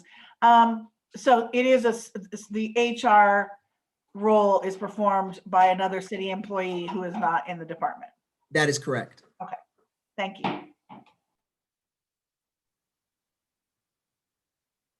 Oh, and apologies, Mr. Chair. They're very involved in training and onboarding, for example, not training, excuse me, but onboarding. So bringing in a new employee on has to go through HR, and there's a lot involved in there. So yeah, and that's I guess what I was asking is, you know, we're talking about the process, you know, the length of time, and I was trying to get an idea of, you know, just how much administrative work was going to be taken on by somebody who was not in the department. So thanks for that. I believe Randall had his hand up from before, followed by Shireen. Thank you. Just a quick question. Two quick questions. The first is, are CSOs and CSLs represented by BPOA? And the second question is, have you gotten any feedback from BPOA on these proposals? No to the first. Neither is represented by the BPOA. CSOs are represented by AFSCME. We anticipate probably having bargaining issues if we're going to drastically change their role. So it depends on whether or not we are just evolving what they currently do in smaller ways, but just giving us more of them to do it and thereby withdrawing from things police do, or if we are going to really change what their role is and withdraw police from a lot of calls entirely, then we're probably going to have to rebargain. And have we spoken to the BPOA? Absolutely. The BPOA has been, dialed into these discussions for quite some time. They know that this is a proposal. I think that their mind is the same as mine. There are things that the police shouldn't be doing. And to the extent that we can get other resources to do some of those things, whether it's a CSO or a CSL or building other resources outside the police department, they're for that. I do think that we all acknowledge that this is what we hope is a good plan done in time.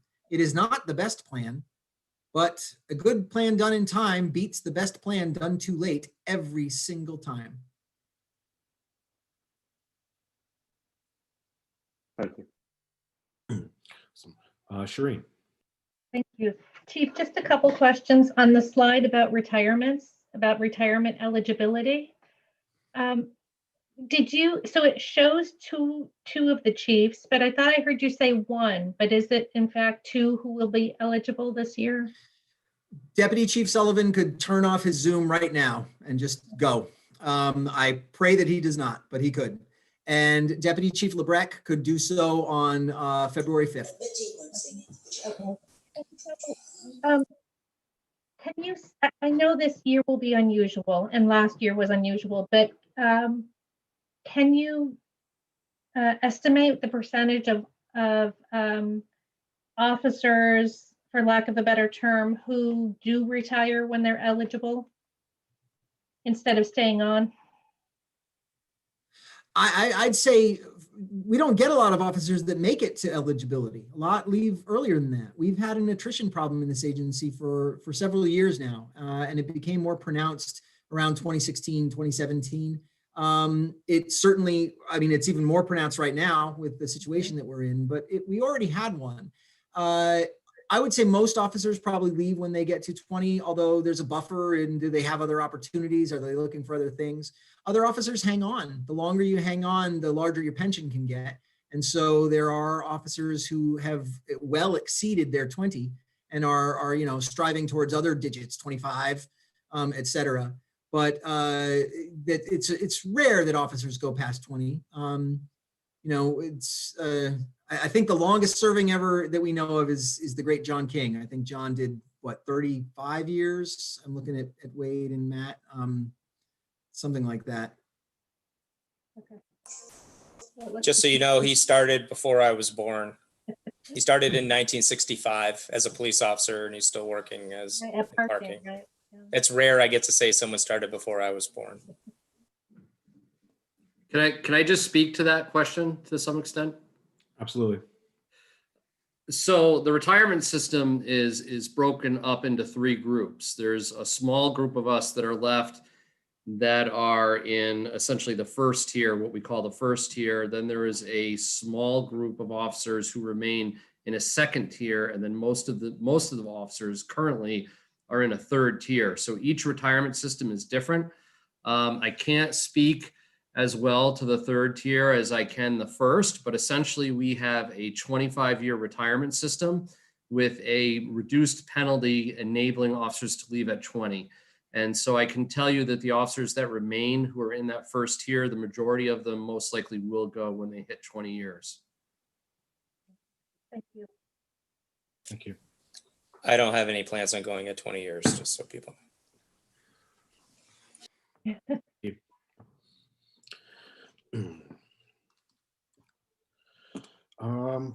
I guess I had a slight question. Probably not terribly popular. I know the city's broken up into 5 sections. Is there possible thoughts about changing that up moving forward as the numbers kind of shrink? I mean, obviously the size of the city won't change, but possibly maybe, A section, B section, D sections. I don't know. Are there ways to kind of like rejig that to possibly, spread out what we have left moving forward? That's definitely a possibility that we could look into, trying to determine, these areas have existed, I think at least since Chief Ennis really instituted community policing at the turn of the previous century.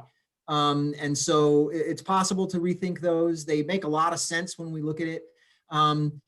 Places where we might merge are questionable because we're actually growing in ways that are making some of those mergers less likely, if anything. For example, if the higher ground complex gets off the ground in the Burton facility at the south end, that's going to be that has the potential to be a remarkably busy part of the town.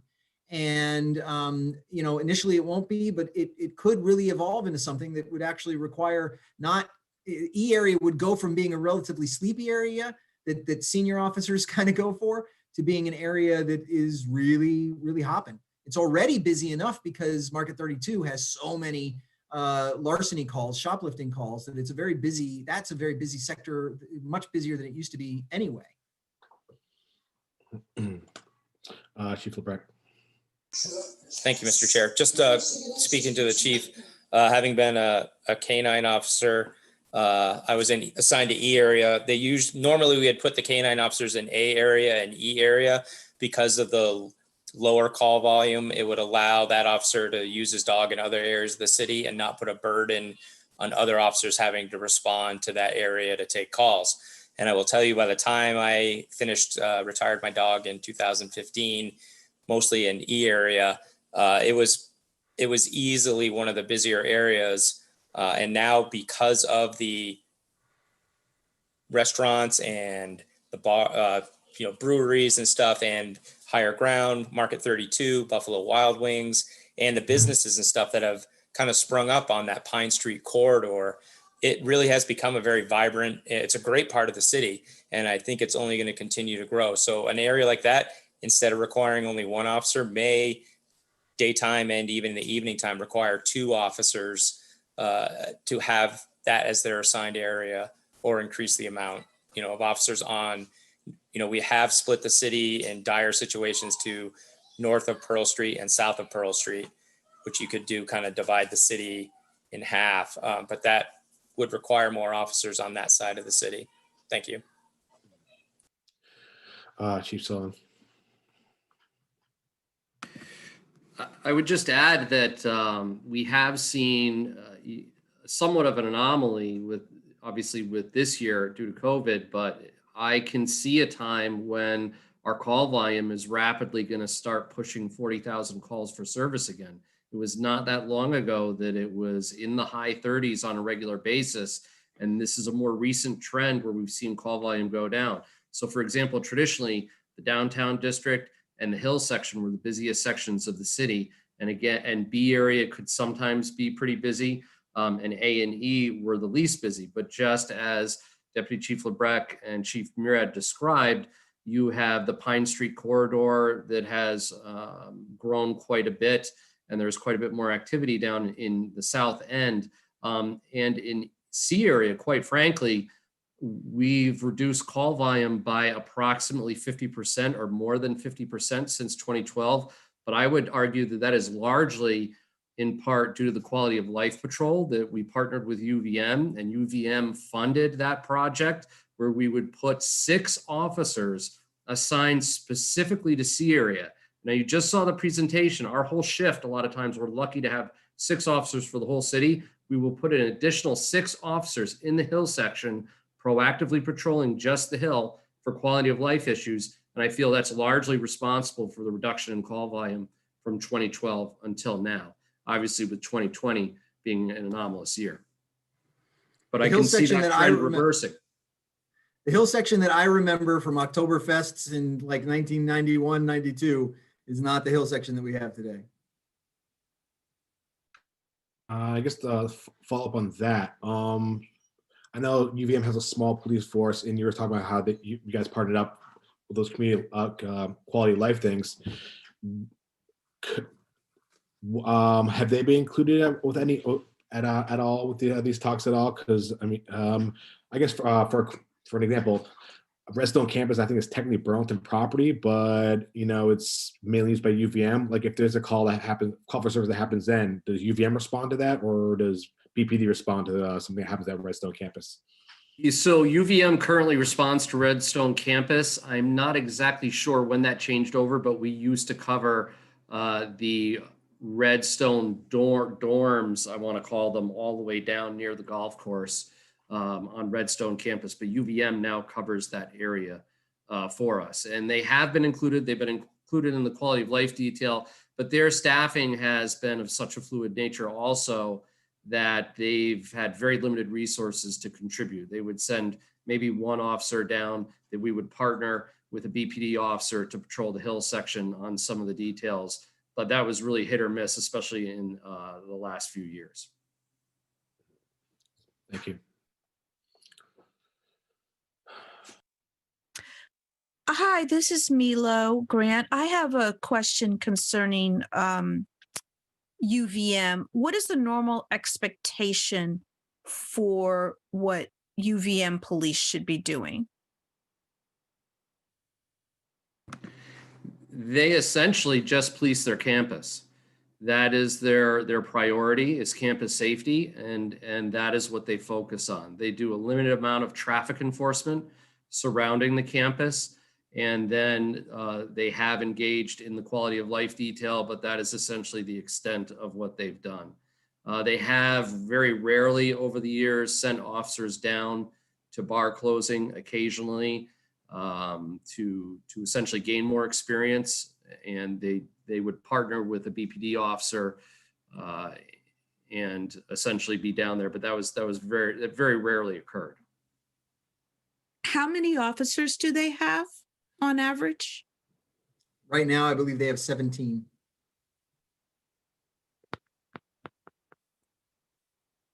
And do they do 24-hour schedules? Or at least they used to. Do they still do 24-hour schedules? They do. They do, but with a very limited number of officers. Has the city ever talked to UVM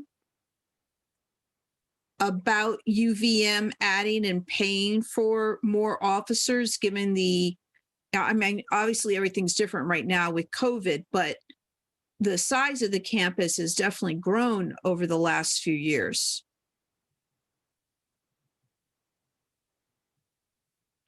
I don't know the answer to that. I know there have been discussions over the years, especially associated with the quality of life, because you have a lot of students living off campus, and UVM has been a great partner in that detail. And it's a data-driven analysis, and then we try to focus resources on problem areas. So it was evidence-based policing, if you will. And I feel like it had a great impact on the quality of life issues associated in the Hill section. But again, their primary focus has been campus, and although they have built quite a bit of housing, most of that is on campus. And then you have this intermingling with the community, especially in the Hill section, where there are a lot of rental properties and a lot of their students are in that section of the city. Although I will also say, having been involved in that detail for several years, that many of their students are spreading out also into other areas of the city. There are many living in the Old North End and now down in the downtown area as well.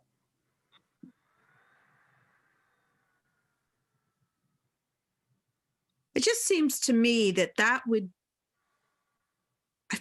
always felt like that would be really worth deep diving, stronger collaboration, and also, quite frankly, UVM assisting financially, given the increase in population base and given the need, especially during those peak times downtown. Even, do we ever collaborate with Champlain? How many officers does Champlain have? Champlain doesn't have police officers. It has a public safety team. But I find it interesting. I think one of the interesting things about this discussion is the fact that it acknowledges that the need for police in the city is X, and that the reduction does not achieve that X. Yeah, I'm just trying to have an understanding of what the colleges do, given that, because we also know that Champlain has grown over the last few years. So I'm just trying to, I guess it would be interesting to have presentations from them to know what numbers they're dealing with pre-COVID. Who would we need to talk to yeah, I don't know. Am I the only one interested in this? Would other commissioners find that interesting? Milo, you're Because talking about hearing from the campus police at UVM? UVM and Champlain, because when we know about, I hang out downtown. In the past, I've certainly hung out downtown a lot. And I know that not all of the students downtown they're mostly UVM students, but they're certainly not all UVM students. I'm just curious. I'm just curious. I'll certainly reach. Is it still Cordera? Oh, I'm sorry, I didn't mean to interrupt you. Oh no, I was trying to recall. I think it was the head of UVM Police, but I think he's no longer in that position. But I'm more than happy to reach out and see what they have to say about this. I think I saw a hand raised by Stephanie, followed by Randall, followed by Landon. I don't know, Chair Gamache, if we've reached kind of the point of discussing the issue, or we're still in the question and answer period. Can I get your thoughts on that? Or I have a comment for Milo, but I'm happy to wait until we get to the discussion period for some other comments. I mean, I was literally going to let people ask questions till they're done. So okay, great. It looks like we are getting to that point. Just in response to Milo, I have some data for UVM and Burlington just on traffic stops, which gives us some indication. And UVM does patrol off campus, and last year they conducted 1,500 traffic stops compared to roughly 2,000 in Burlington. So I just to put that out there, that there are presence off campus as well, at least in terms of traffic stops and maybe some other issues. Stops are almost entirely in the vicinity of Main and the campus and East Ave and the Jug Handle. But the fact that it's 15 and that we're 2,000 is because we have gone from an agency that made 7,500 stops in years to an agency that does practically none for a statistical purpose. I believe we're maybe just under 1,200 for 2020. Yep. I think Deputy Chief Lebrecht raised his hand. I was just going to say, I know in the past there had been some talks with the city, probably when I first started, so the early 2000s, about UVM monetarily contributing more because they were growing in size, and the same with Champlain College because they were using city resources like police and fire as well, like for ambulance, and even UVM Rescue is required to have a Burlington Fire engine with them when they go on calls now, so that their ambulance can't actually respond to a call unless Burlington Fire Department responds with them. So yeah, I believe if you looked, I'm not sure what years, but there was some talk of that. I remember back in the day. But if they did come into Burlington for like a more contractual type thing, they would have to have their own supervisor because they technically respond to, their chain of command is whoever their supervisors are. We would have very little control over their officers, and also for the oversight that everybody's been talking about, their Burlington wouldn't have the oversight for them. It would have to follow through the disciplinary programs that they have in place up at UVM. Thank you. I think I had Randall, Landon, and I'm not sure who comes after that. Yeah, thanks. No, I had a comment. I'll withdraw so we can get to the discussion, the substantive discussion quicker. I had thoughts about the UVM thing. I'll just say, I think it's not terribly relevant for the discussion we're having today, which is the cause of like the special meeting today. So I think there might be it might be worthwhile having that conversation down the line. But I don't think there's going to be an appetite for kind of trying to use UVM campus police resources to address any staffing issues that BPD faces. And likewise, I think there's not going to be a lot of appetite on UVM's campus to have kind of BPD taking over some of the functions of UVM campus police. Part of the idea behind campus police departments in general, not just in Vermont, is to kind of lessen the presence of traditional police departments on university campuses. Landon. I was going to say basically what Randall said. I don't think that the UVM kids would be exactly happy with an increase in pay towards policing.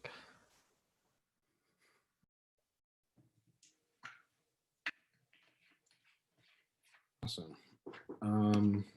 Chief Sullivan. Just a quick comment on that. I can say that I feel like our collaboration with UVM was very valuable. They're a fantastic partner. And as far as that quality of life detail goes, just so people are aware, UVM would set aside $100,000 to fund that detail. And what that was overtime. So these were officers that have already worked their regular shift.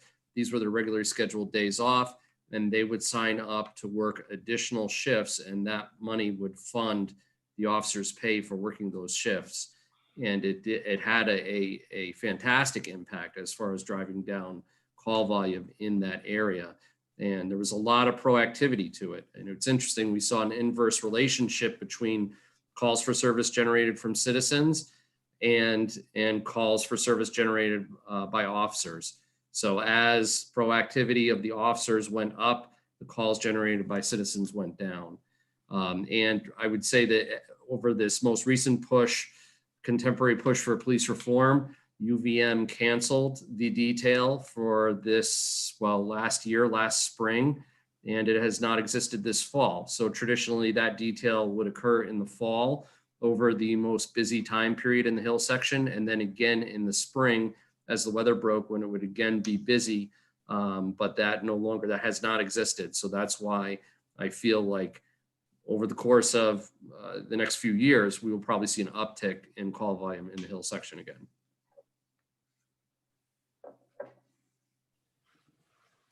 Thank you for that. So I think we're pretty much done asking questions, I believe. Let's move on to the discussion part of this. So let's begin. I'm sorry, Stephanie, do you say you had a comment before you wanted to? Yeah, I'll just, if you don't mind, I'll just wait to hear a few other people before I share some data with you. Awesome.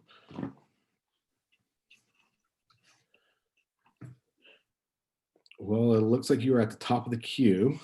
All right. Could I share my screen? Please do.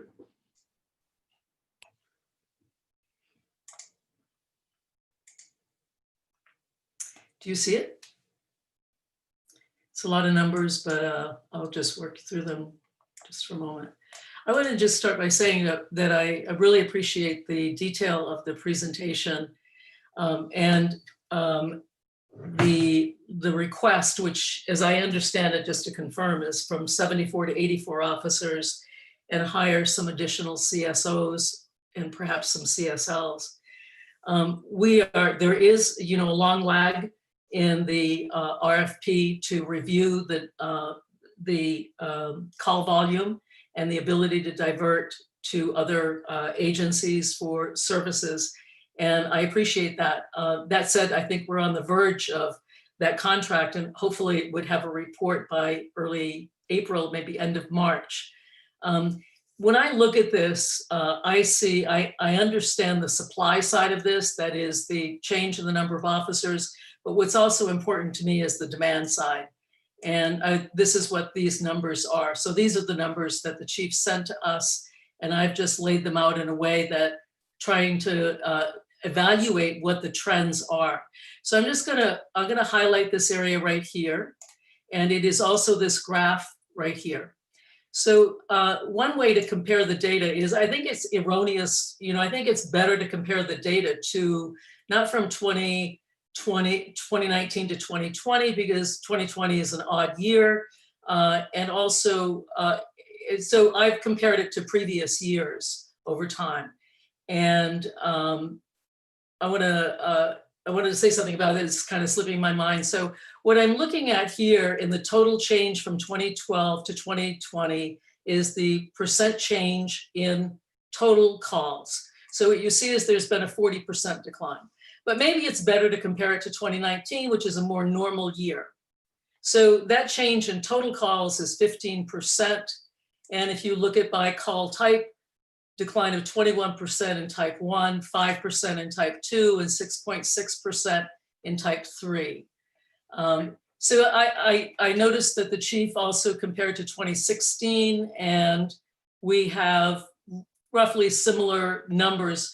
And if you see it here in a graph, what we see is a fairly, I think a notable decline in calls for services. So while there is a decline in the number of officers, there's also a decline in the calls for services.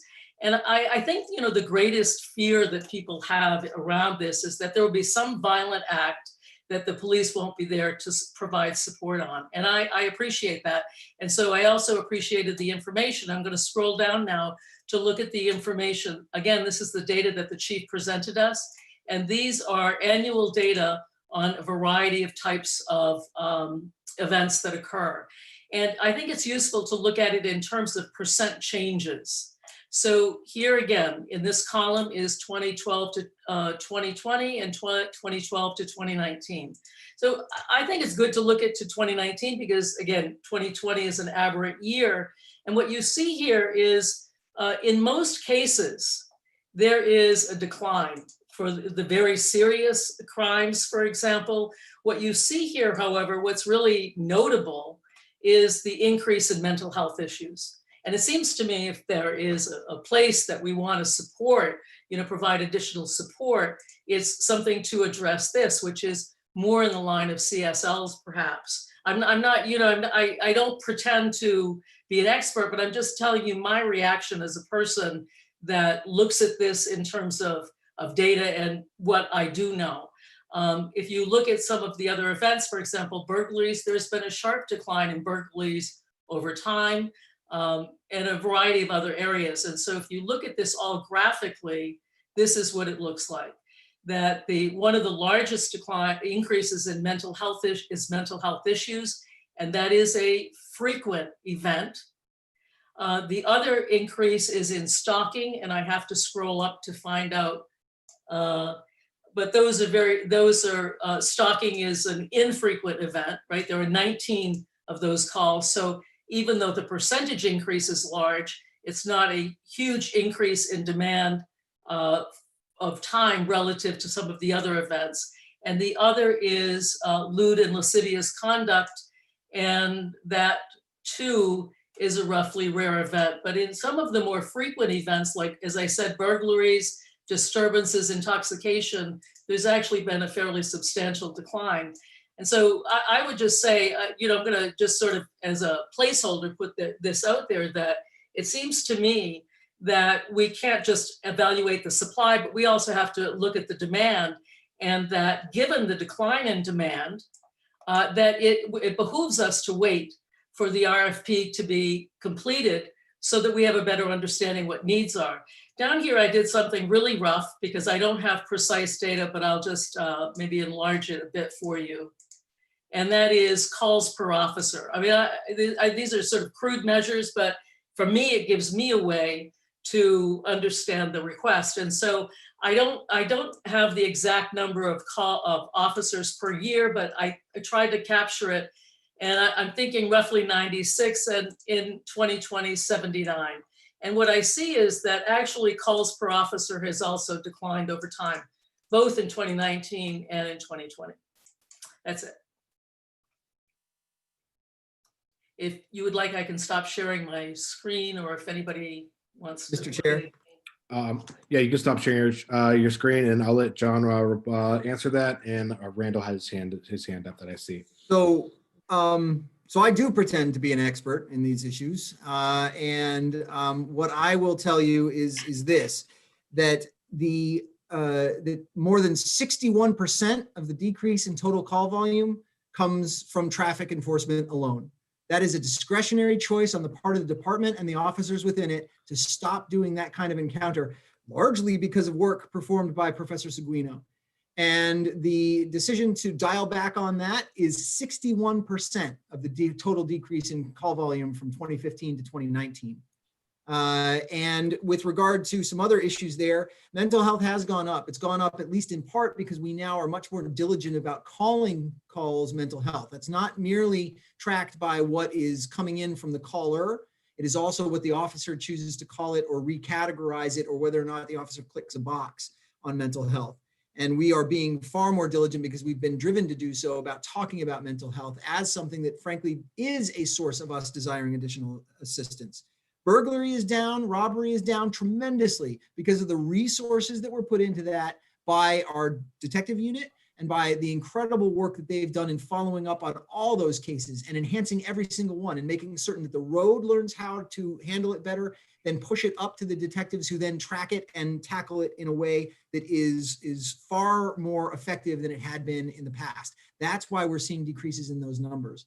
And what I would say is that those decreases are terrific. They are the result of resources. They're the result of having police officers in place to do that work. If you take them away, what will happen is that those calls will those incidents will increase, because we're going to have people who are coming here knowing that there are no police from 3 a.m. to 7:30 a.m. and it's the best place to burgle in the state. There are going to be people who there are currently, or there were until about a year ago, people who would not come here. People who knew that the downtown scene was not a place where you wanted to do things because there were quick solutions to crimes. We have a team of detectives, for example, that can solve stone cold whodunits in the course of a couple of weeks. And the other aspect is this, that when we talk about the idea that this decline in demand means that it would behoove us to wait longer to continue to answer calls from people who need police response, every wait that we have gets us farther and farther from being able to actually plug these gaps. And what we're talking about is, it's easy to say that I don't need police services. I do not need police services in Apple Tree Point. I'm not the one that these police services are going to. I think for us to speak on behalf of the folks who do need these police services and are not going to have police coming when they need them is really, really tricky.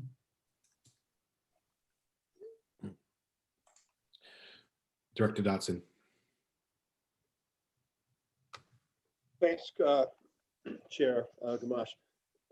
I think this is an interesting conversation, and as we move through this, I increasingly want to be certain that that I'm clear and people hear what I'm saying. One thing that I think is interesting, I love and so admire and respect the data work Stephanie does, but it strikes me that just from my experience in the department, what that doesn't capture, and which I continuing to press, and I hope I'm saying it clearly, is what that data can't capture is clumping, right? We know all those things happen. We don't know when they happened.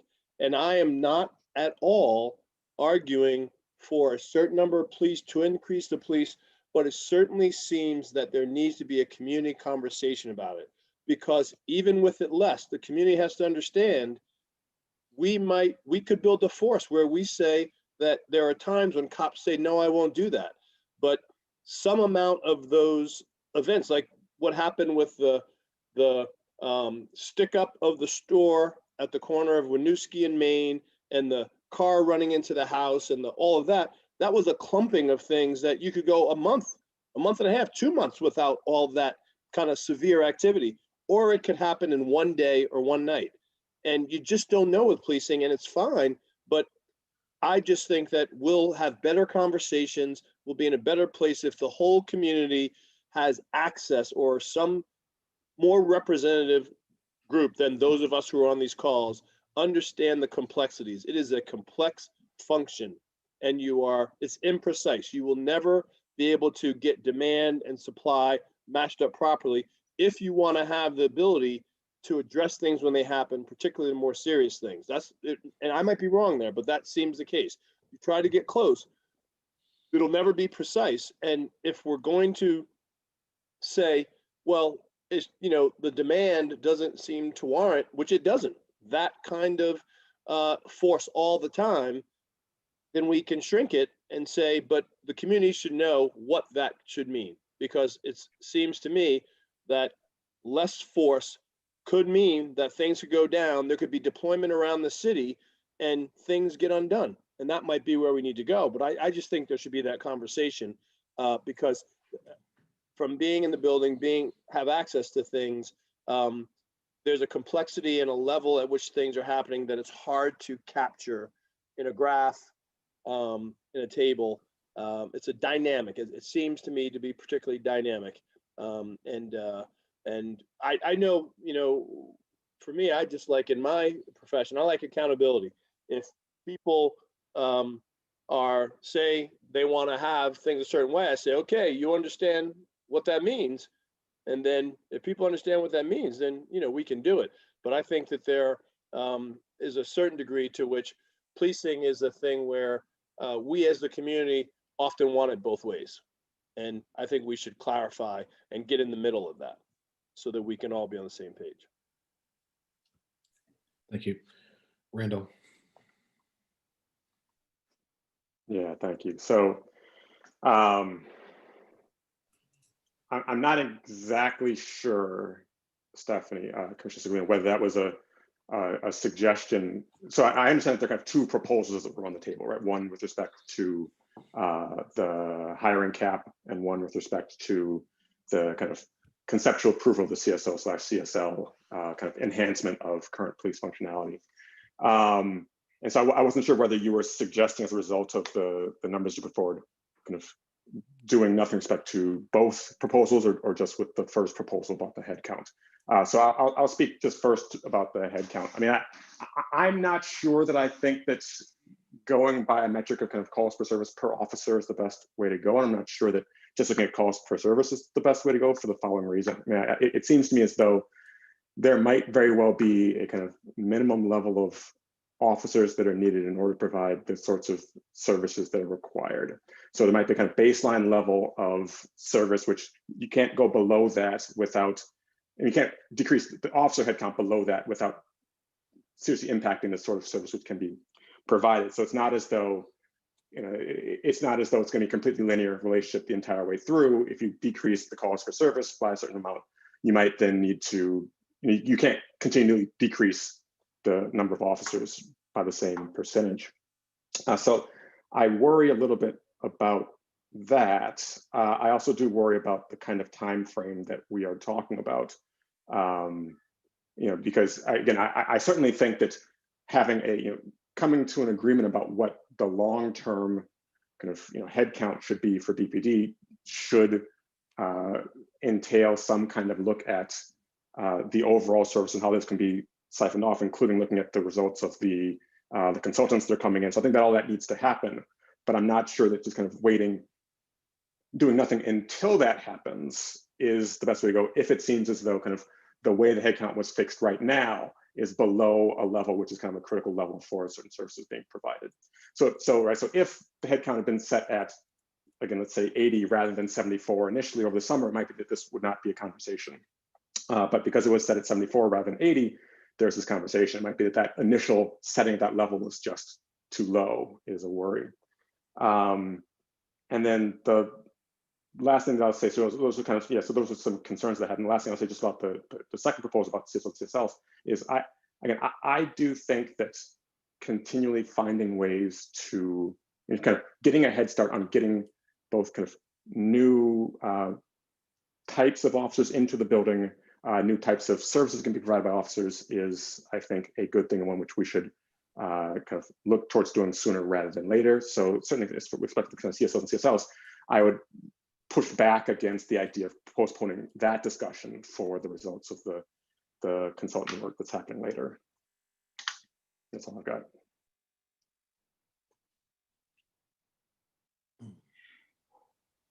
Karen. Can I just ask you to Randall, I might have misunderstood you. Are you saying that we should pursue looking at the different types of officers, but you're in agreement with delaying the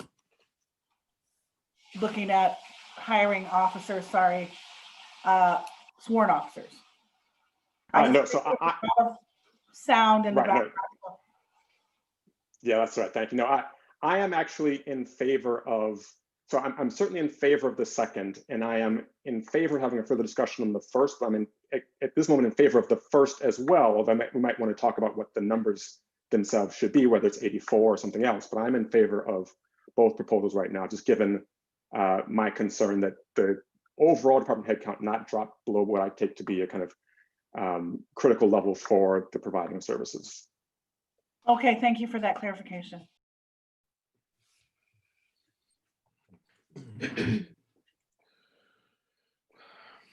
Anybody else have any further thoughts or discussions on these two things? Karen. I didn't want to, the background noise. So I guess, I had reviewed this, the data, and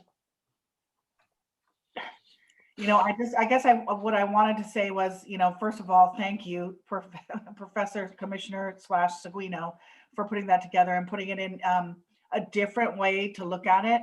I think it's going to behoove us to make sure that we are looking at data in different ways, especially when it comes to, speaking, for the community, representing the community and the concerns of, hiring concerns that there are out there. So I appreciate it. And I think, Director Dodson provided, some good feedback on that. I guess what I'll say, just to be, I am not an expert. Don't think I'm an expert. Will probably never be an expert, but I've just been in conditions that have not had enough staffing. And so my questions are going to be, and my sort of, end result is going to be more of from an organizational development standpoint. But I also think that, thank you for providing the fact that, some of the data is taken care of because we've taken some of the call volume, we've taken some of those calls out. So I appreciate all the conversation around it. I guess my concern is, still the amount of training that goes in to get somebody, whether they're sworn or non-sworn, out there to protect citizens. I still feel like, even, I felt guilty about the, the process for reference checking, just to get this going. And, I know that there's, RFPs across the city that need to be, dealt with and answered, but it's a long process. And I don't even see April as actually the end of this process. I think it will probably be May. And I'm just concerned with the length of time that it will take. I know that I saw DC Sullivan's hand up, so I just want to, he doesn't have it up now, but. I think So I just want to jump in real quick. I'll let you. I'm just going to try to keep this for us for deliberating. So if you don't mind us keeping it short. Thank you, though. I just want to say these are all great points that have been made. And one of the things that's very difficult to estimate is the complexity of these issues. Director Dodson touched on it a little bit. It's our operation is highly complex in the way we deal with any sort of incident, and it requires a great deal of resources to ensure safety of individuals, especially in very critical incidents such as barricaded subjects. The other issue that Commissioner Seguino brought up as far as the mental health issues is an excellent point also. And unfortunately, when we tend to get involved in mental health issues, it's devolved to the point where people are calling the police for help because they see the situation, they recognize it as a dangerous situation, and then they're calling police because it's already devolved to the point where really there's no other resource that's able to handle that situation. And so our ability to put some more resources as far as CSLs go and doing some more proactive outreach will hopefully mitigate some of those situations devolving to the point where police have to be involved. But we also have to understand that it's a very complex mental health system that has its own very specific rules that can be very frustrating for law enforcement, because the threshold, for example, for an emergency evaluation is very, very high. And so people who we may feel need intensive inpatient services are not receiving it because they're not meeting legal thresholds to essentially receive those services in that manner. So these issues are very complex, and they don't just involve the police department, they involve a lot of other systems surrounding the police department. Thank you. I saw Randall's hand up, followed by Director Dodson. I'll let Director Dodson go first if he doesn't mind. Director Dodson.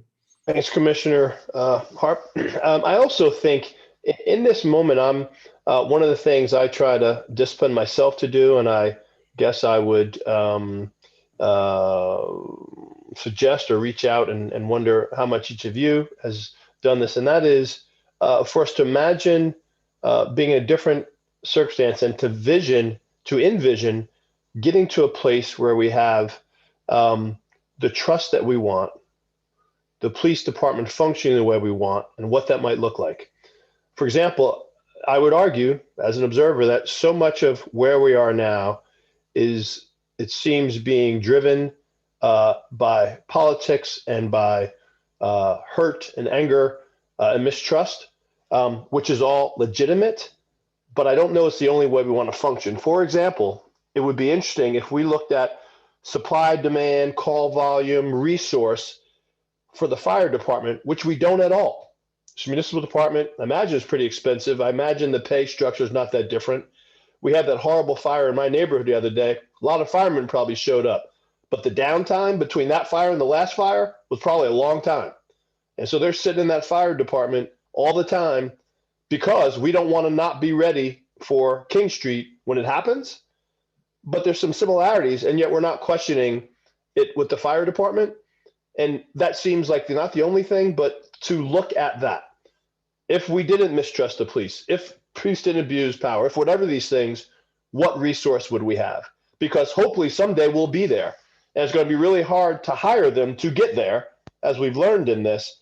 And let's look at other cities that feel great about their cops. What are their numbers? What's their demand supply? When people feel great and they have a full police department and they have mental health services and they have a place to put, they have beds to put them in, what does staffing look like? Because that's optimal. And I would hope we're building for the optimal.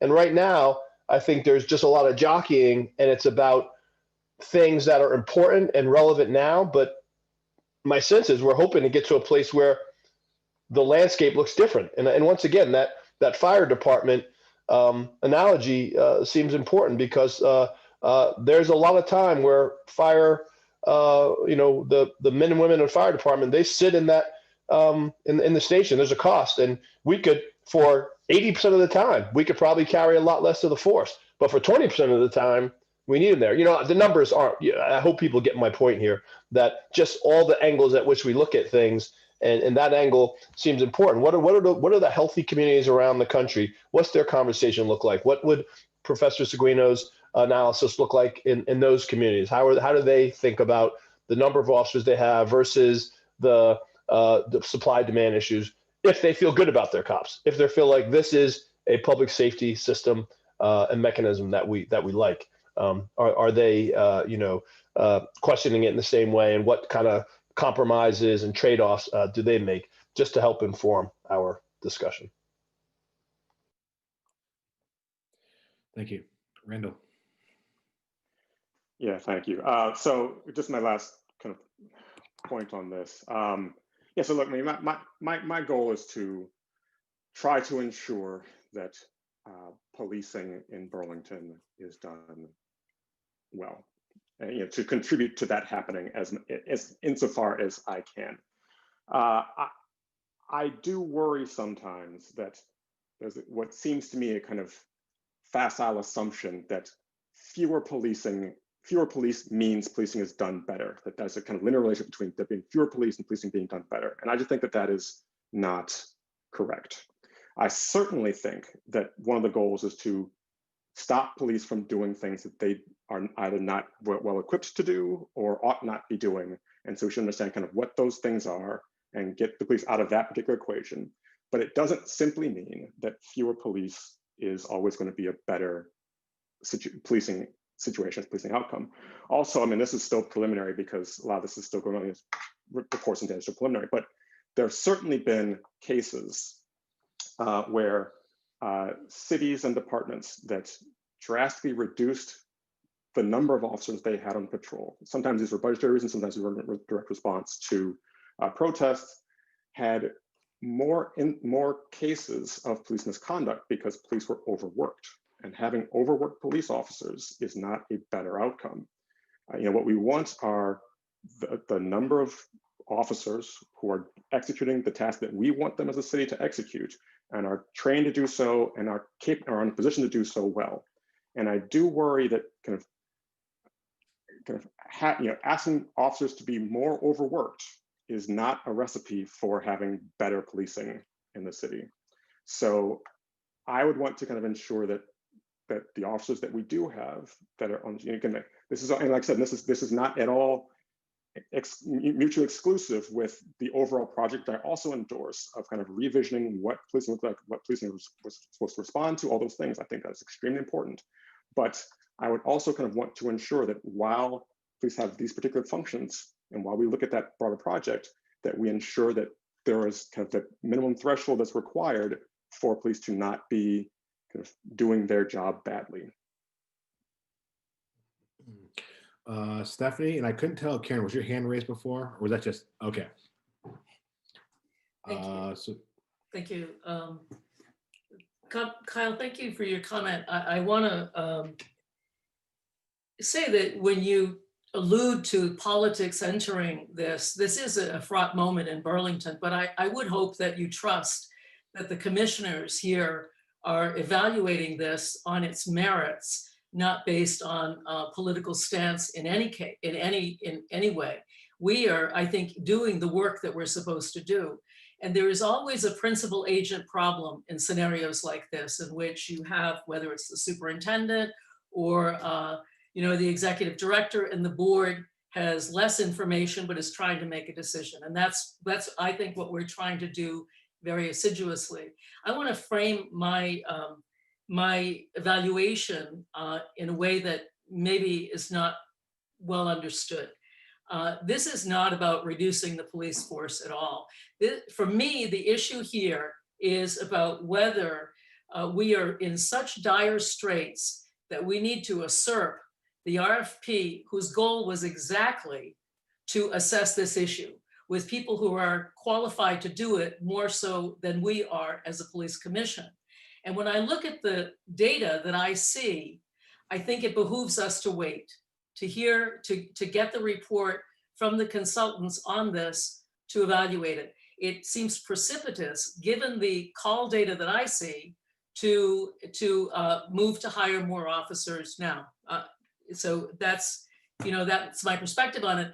And I would say that, that for what I'm looking for as a police commissioner is also sort of innovation. So for example, there are 8 officers at the Burlington, at the airport. What are the possibilities of reaching great arrangements with other agencies on a temporary basis? Because we're talking about this as a temporary situation in terms of getting us to the consultant's report about where we want to go. So I'm looking for innovations rather than simply a return to the status quo that may not be necessary given the call volume I see. So again, I'm not talking about, Randall, with regard to your point, is not talking about less police officers in general. It's about what do we do in this interim period in which, yes, we are facing these staffing challenges that the chief has identified, but at the same time,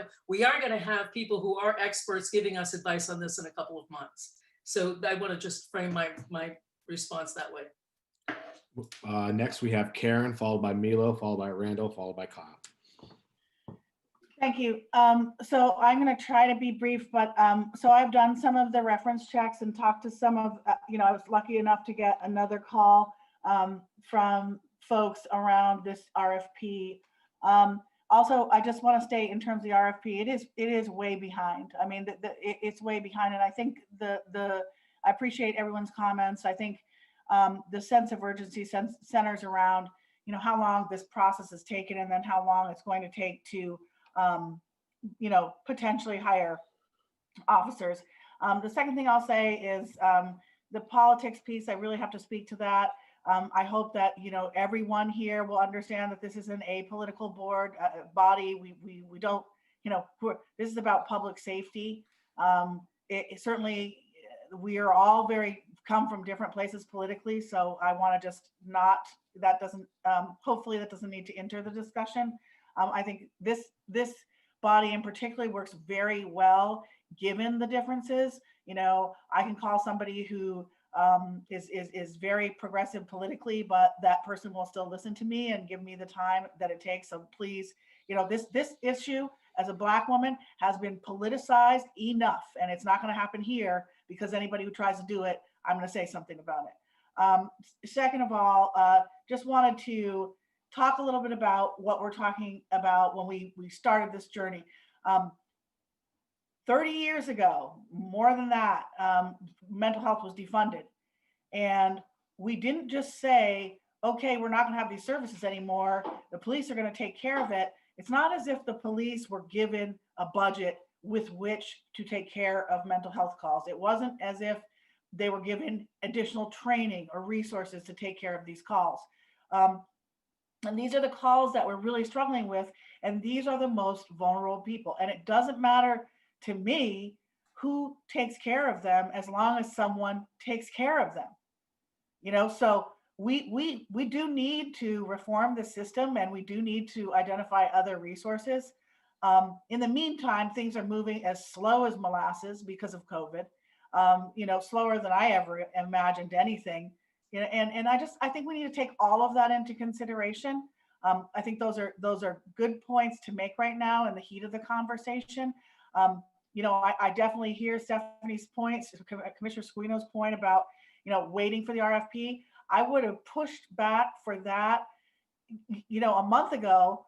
I would have said, we're waiting. I've been talking about this RFP for almost 7 months now, thinking that, this was the answer to it, and we weren't going to do anything until somebody comes in and assesses the situation. In talking with the experts and trying to find somebody that's competent to do the RFP and talking with the consultants that we're looking at, they all really have a similar theme, and I want to share that with the group, and that is, no matter what, policing in general is all over, because I talk to people in Philadelphia, Albany, in Charleston, South Carolina. These issues are happening to every police department, and as well they should with regard to racial justice. Okay, so we're gonna have to pay attention to what we're doing. We're gonna have to think about doing it differently. They're happening, but an under-resourced business or police department or whatever you have will create more tension. And my fear is that tension can create a backlash that we don't want here. So, as much as my ears are red thinking about having to have, to make these decisions right now, we've put ourselves in this place as a city. And so I just want to urge everyone to think about this moment that we're in. Like Stephanie, you say this all the time, this is the moment that we're in. It's not exactly a safe moment. And it's not a safe moment for Black and brown people. And I do think that if we, further stress our resources, it will be an even more dangerous moment. And that's just my perspective. I'm not an expert, nor will I ever be, but I really just need to say that. And I want folks to hear what I'm hearing from other police departments across the country. Because no one, whether it be a racial audit or call volume, no one's saying, wow, we just are so, we don't have anything to do here. Everyone is saying that they're strapped, and everyone is trying to find new ways to do things. So I just really just want to share that. It makes me feel better to share it, because we're not different. We're not unique. And we definitely, people with the training, people, well, I would love to have more training. I'd love to have more training. You're never going to get training. You're not going to be able to turn anyone that's bad over. You're never going to be able to get rid of anybody who is not good. Once the assessment comes in, suppose they come in, and I definitely think that they will identify some issues and some problems that the police department will have to take up. And when that happens, I want to make sure that we have folks in place to take the place of people who need to go. So I just want to share that with the group. Thanks. Thank you. Mila, followed by Randall, followed by Kyle. I just want to say that I really agreed with pretty much everything that Counselor Seguino said. And so without repeating it all, I just strongly agree with a lot of things she said. I have been really triggered this week over the words politics and agenda. Really triggered, because I feel they get thrown around a lot to muddy the waters and to seek sometimes to devalue the issues at hand. So I would also urge us to be very careful to avoid those words, because they don't have the effect that some people think that they do. And especially the word agenda, because I literally have had multiple conversations concerning a post that I did where I said agendas quite literally exist. They are governments have agendas. And if we look at our city, or the city council has an agenda, we have an agenda. We talk about the agendas. The city council talks about the agenda. This is what's on the agenda. Do we want to change the agenda? Do we want to put something off, add something? They vote on agenda. The agendas are there. So the way people throw away around agendas in politics, it's if people don't like agendas, then they vote for new representation, and to try to give these. I just think they muddy the waters, and they try to distract from the issue.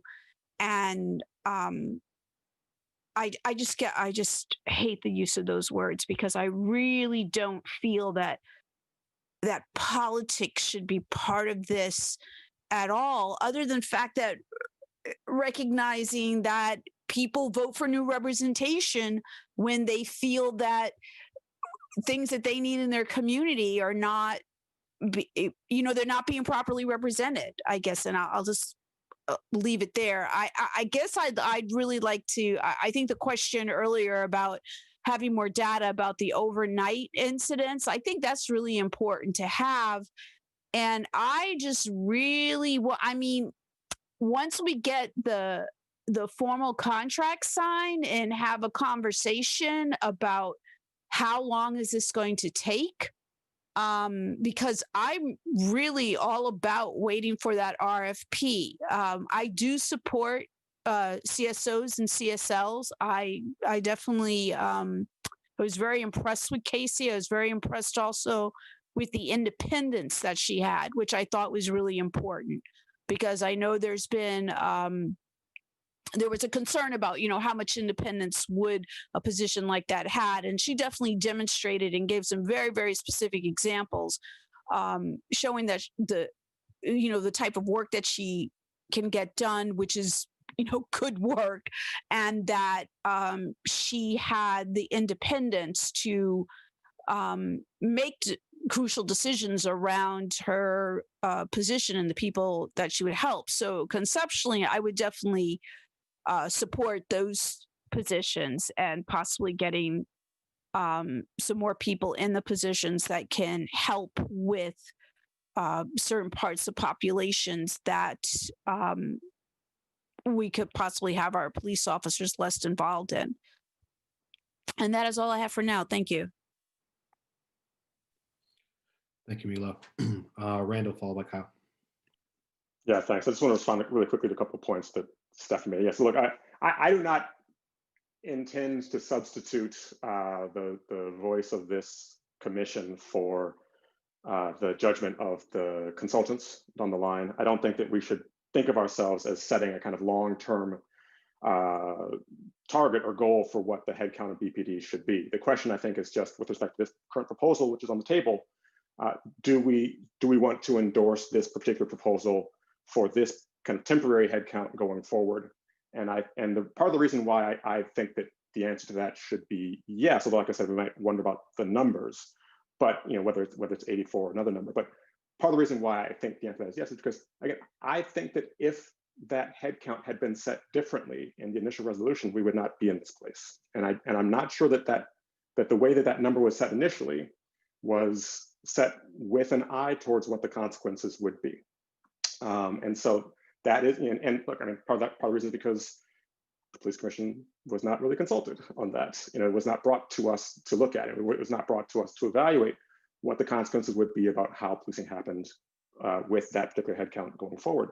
But I think that having that kind of temporary headcount be higher than it is right now for, until we figure out how exactly to revision this police department going forward is, I think, an appropriate thing to do. And so I think that this is, so my suggestion is that we recommend that headcount be kind of temporarily increased in order to allow for, kind of get the ball rolling on some of these hires so that midnight shift is not lost. And look, I'm not an elected official, so I'm not speaking for the city, and it's not my capacity to make judgments about what's best for the city.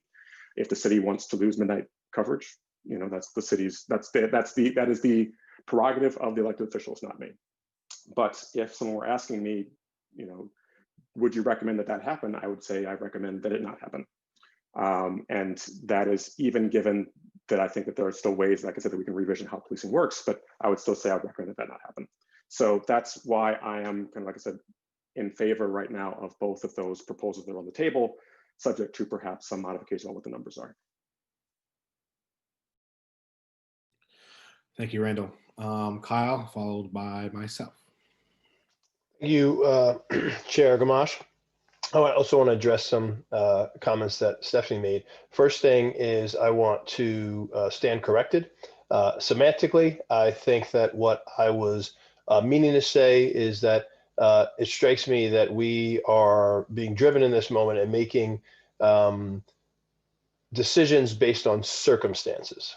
There are circumstances that are currently here, and part of the work is to make it such that the circumstances are different. And so I was just encouraging us to think about how might we think about numbers and what we believe about the police force and how we want it to look under very different circumstances. And I made the error of conflating things because hopefully everyone can appreciate it here. I do think there are lots of days in my job where I do think I'm dealing with politics and agendas. And that's not meant to be derisive. That's fact. Oftentimes there are I would argue that getting 150 people to call in a public comment to say the same thing with a script is smart politics. It was good. It was well done. Bravo. That's savvy, but it's politics, I would argue. And that is what it is. So I did, because we got a lot going on all the time, I conflated there. But in this circumstance, what I really wanted to talk about was circumstances. There are circumstances as it relates to the BIPOC community, et cetera. And just for example, I don't know the data. Stephanie might know better, Chief, or DC Sullivan or LeBrecq. I don't know on calls and the number of responses that BPD does, but I would guess based on my work that less than 50% of calls involve BIPOC people at all.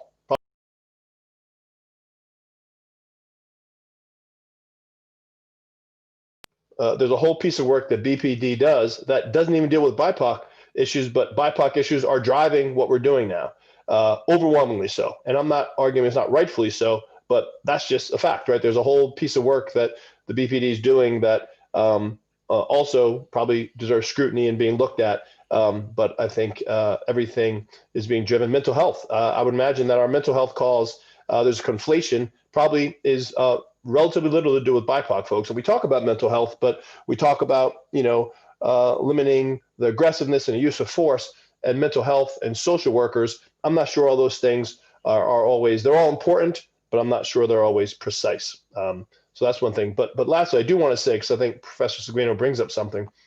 I was thinking today, the reality, just straight up, is the lag time in the academy, et cetera, strikes me, and it seems like Commissioner Harp and Commissioner Durfee is saying, is a crisis.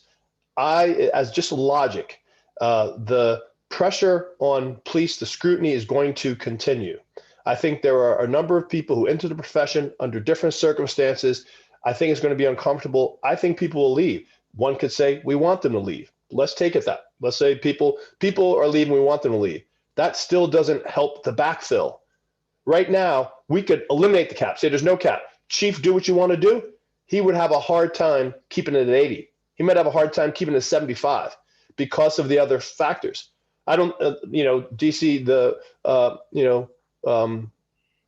assistant chiefs and chief, has there ever been a class where BPD can put 20 people in the academy at a time? That's a small number. What do you get, 6 to 10 spots? Right? And the attrition is probably 50% a lot of the time. So each class, so we can only be getting police into, we're going to be in trouble. It could be 4, 5, 6 years to get the numbers with attrition to get up. And it seems to me the attrition will continue. So it seems to me they're separate things. I'm not saying so much about the 74 and 84 is that 74 is not really 74 with the forecast that seems really reasonable if that's going to happen, that the numbers are probably going to go down. And the desire, I would argue we're probably going to be in the paper. If you Google Burlington, it's going to be messy for a while. It's not going to be the easiest place to recruit to. And it's hard to fill the ranks. And we get ourselves together and then we say, go for it in June or whenever. And we're just that much further behind the 8 ball. And if we care to fill the coffers, it's just that's math. My comment here is just pure math. The math seems to be very much not in our favor, and that we need to do something now. For right now, we're looking at, what was it again, like May 2022 or something like that, right? So the academy class, and so we're now hiring to get someone on the road for May 2022, and that might be because of the academy. That could be 3 or 4 people. That can only be 3 or 4 people. With a lot of work and a lot of time, a lot of money, and that might be 3 or 4 people backfilling a force that at that time is down to 58, 55, right? So that's what I'm weighing in to look at that, because I've been very impressed by the apparent dire situation that's presenting, because 74, 76 isn't a problem, but it seems like most people would agree 55 is a very different situation we have in Burlington that is growing, a community that's growing. We're going to be more dynamic, more challenging. People are coming here. If we do our job right, the community is going to grow. So that's where I'm trying to come at it from. Awesome, thank you. So we'll put it on the table.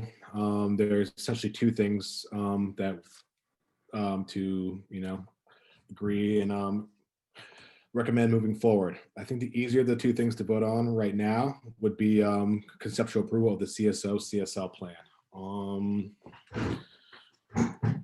I will entertain a motion to accept that part of the plan. Anyone else want to any discussion on that? Or wait, sorry. Actually, before I do that, I do have a question, and we don't have council here. Seeing how there's only 6 of us, in the event of a 3-3 split, does that go as does not pass? I'm getting some tentative shaking of heads. It would not pass. That's correct. It needs to be majority. Majority, and so we still need 4 people to approve something, since even though we only have 6, correct? Okay, so I just wanted to clarify that. I guess before I make a motion to accept this to move forward with the CSO CSL plan. I'm thinking that's probably the easier one of the two to move forward with right now at this point in time. Any conversation on that? I just have a quick clarifying question. So just to Absolutely. be sure, we're talking about what we're doing here is we're really just making a recommendation to council. Correct. Okay. And a yes is 2/3 majority or just a majority? A majority. Okay. Thank you. Randall.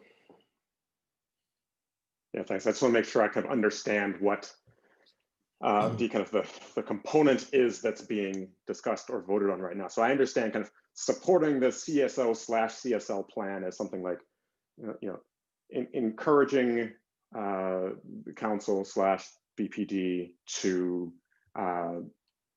build up non-sworn resources as much as possible, including the kind of proposed positions of CSO and CSL, and work to incorporate them into the functioning of BPD, or work to find ways to have them augment the services that BPD provides. So I mean, that's what I'm understanding the plan to be. It's not necessarily setting any concrete numbers for how many CSOs or CSLs to hire. It's not anything like that. It's just saying we want to encourage the continued we want to encourage non-sworn resources to be developed right now. We want to find ways to incorporate them into the proper function of BPD. Is that right?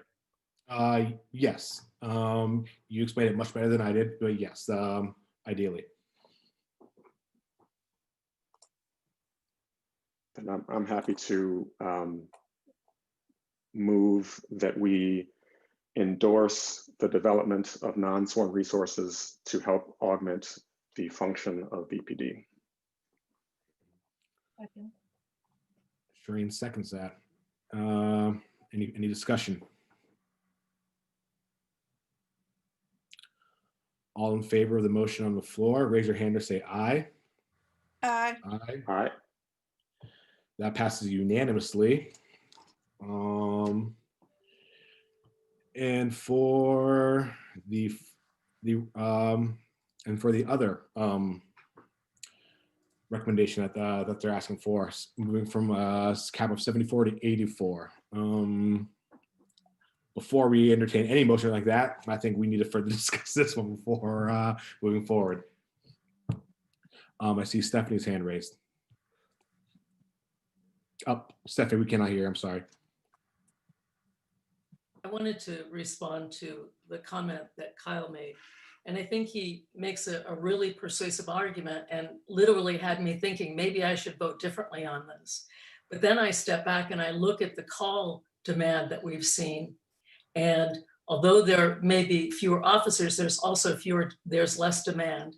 And in the most serious crimes that require a lot of resources, those are rare events. And so I want to just say that we have to look at both sides of that. We can't look just at one side of that. Thank you. Karen, followed by Randall, followed by TC Sullivan. And speaking of both sides, I did want to mention this earlier. The data that you presented, Commissioner Suino, it does say, it does point to a decrease, but how much should we decrease it? That's the point. That's the part of looking at that data that I'm not able to, and again, this is why we're hiring a consultancy, because they're certainly not relying on me, but I'm not able to say to, the constituency that we serve that,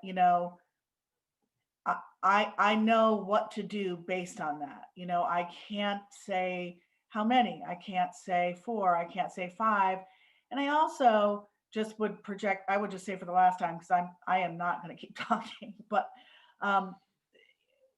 this is not a normal time. I have gone back and forth with this myself. I'm so stingy when it comes to resources right now. You can ask my family, ask my boss, and it's just not a normal time. So that's why I'm feeling a little bit more conservative with, my view. It seems like a time we should be protecting and holding each other. And I know that that, Professor Squino, and I know that that's your, that's who you are. But that's why I struggle with it. And I just wanted to say that, as your colleague and as someone who really respects your work. Thanks. Randall, followed by DC Sullivan. Yeah, thanks. I mean, I have 2 points there, I guess. So the first is, unless the data say that there is no need for midnight coverage, then I worry that the data are being misinterpreted. Right? I mean, so like again, like you can point to indexes of number of calls per officer as much as you want, but unless the data say that there's no need for midnight coverage, I worry that they are being misinterpreted. And the second point is, I do worry about kind of number of calls as a useful metric for the following reason. Look, I mean, there are plenty of departments in which officer effectiveness is basically measured in terms of how many, let's say, traffic stops they make, right? And that's not going to be a good use of resources to say that, like, I think you're a good officer if you're out working, and out working means just pulling over as many cars as you can. That's not what we want out of policing. So since that's not what we want out of policing, we shouldn't be kind of incentivizing this look of like, you need more calls in order to justify this number of officers. We want the officers for the task that we think that they should be performing. And so that's why I worry that just kind of looking at, again, because I mean, look, I joined the police commission, I don't know, almost 3 years ago. I was also encouraging, like, we don't need, we ought not be doing, sending officers on various types of stops. It's not necessary. And so some of those calls have gone down, as Chief Nero was saying. I don't take that as a sign that all of a sudden these officers aren't needed. I just think it's a sign that they're no longer doing the things that they shouldn't be doing. So yeah, that's all I've got. I think I saw DC Sullivan's hand raised, followed by John. I was just going to add, although the more serious calls are certainly, from a sheer percentage point, a much lower percentage of our total call volume, I would add that they require much more resources in order to ensure, or at least hopefully ensure, a more positive outcome in those events. And if you under-resource those incidents, the likelihood of an adverse outcome goes up much more than a well-resourced incident. And so that is a gamble that is highly unpredictable. And I just want to throw that out there as far as looking at the numbers.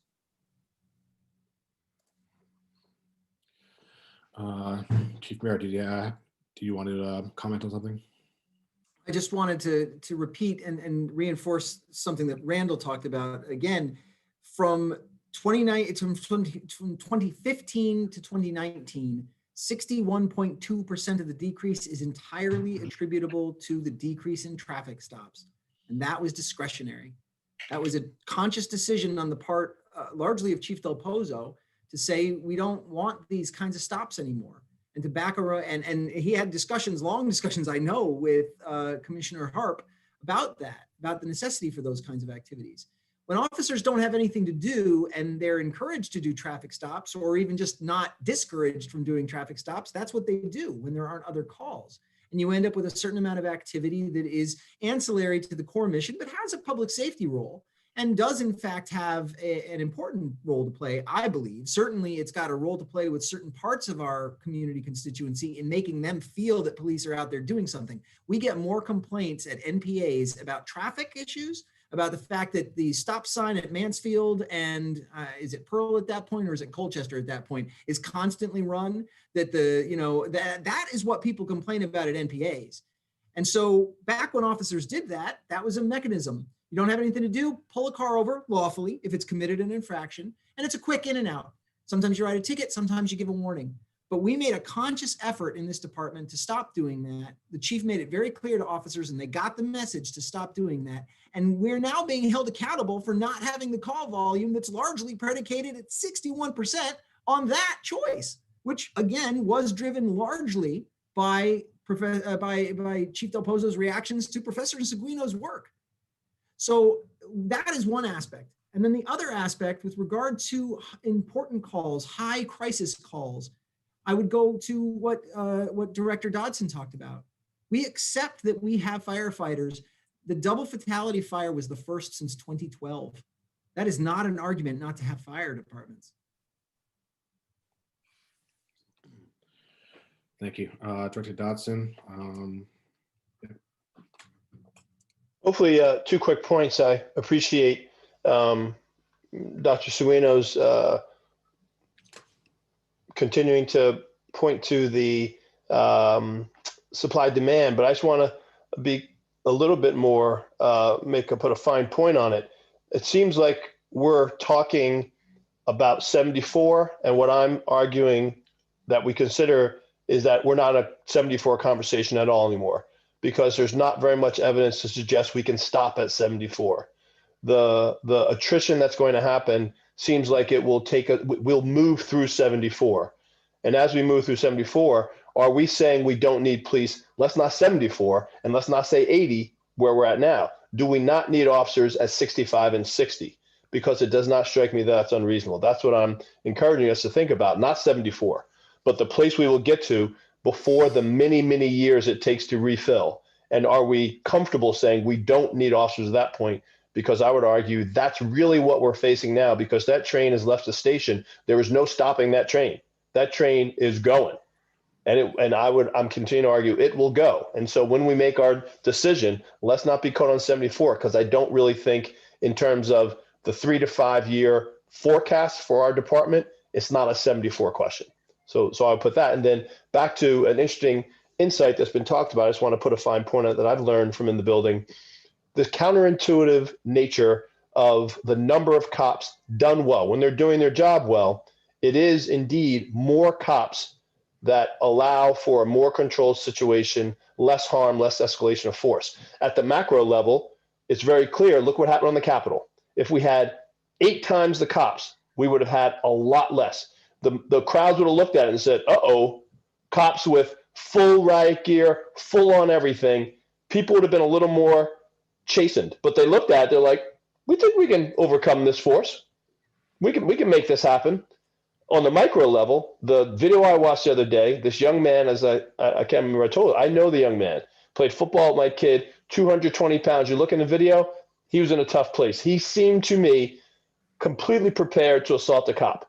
He did not seem to have any concerns about doing what he needed to do to assert his innocence, etc. One cop with that, my sense, I don't know what sort of martial arts or what those cops had, this guy would overpower him. This kid's a 220-pound, 19-year-old, full of testosterone young man, amped up. And I don't think either of the cops that were there was a measure him one-on-one, hand-to-hand combat. And so that could have very easily escalated to that cop doing what they felt they needed to do to provide their safety. Because if that kid came after him, it would have been a thing. By the time that was done, I don't know, 5, 6, 7, there were a decent number of officers there. And by the time it got done, it was calm. I don't think they hurt the kid. They weren't throwing him around. They weren't roughing him up. They weren't billy clubbing him. They weren't kneeing him. It was calm. And so that's counterintuitive. If before I worked in the station, I would go by and be like, why are all those downed cruisers there? Why are all those cops there? But now I understand that there are times when that is exactly how safety is provided, because you have multiple people who can do the multiple things that a scene requires. And once again, that can be done poorly. But when it's done well, it is, I would argue, good police work, that the numbers actually help things to stay calm, everything to get managed. And I just think that's part of the calculus. Is that a hand raised, Stephanie? Yep. Okay, Stephanie. You haven't had a chance to speak, but maybe let me offer this. I think we're not all in the same place on this, and let me propose a compromise motion, and that is we approve the increase of officers from 74 to 80.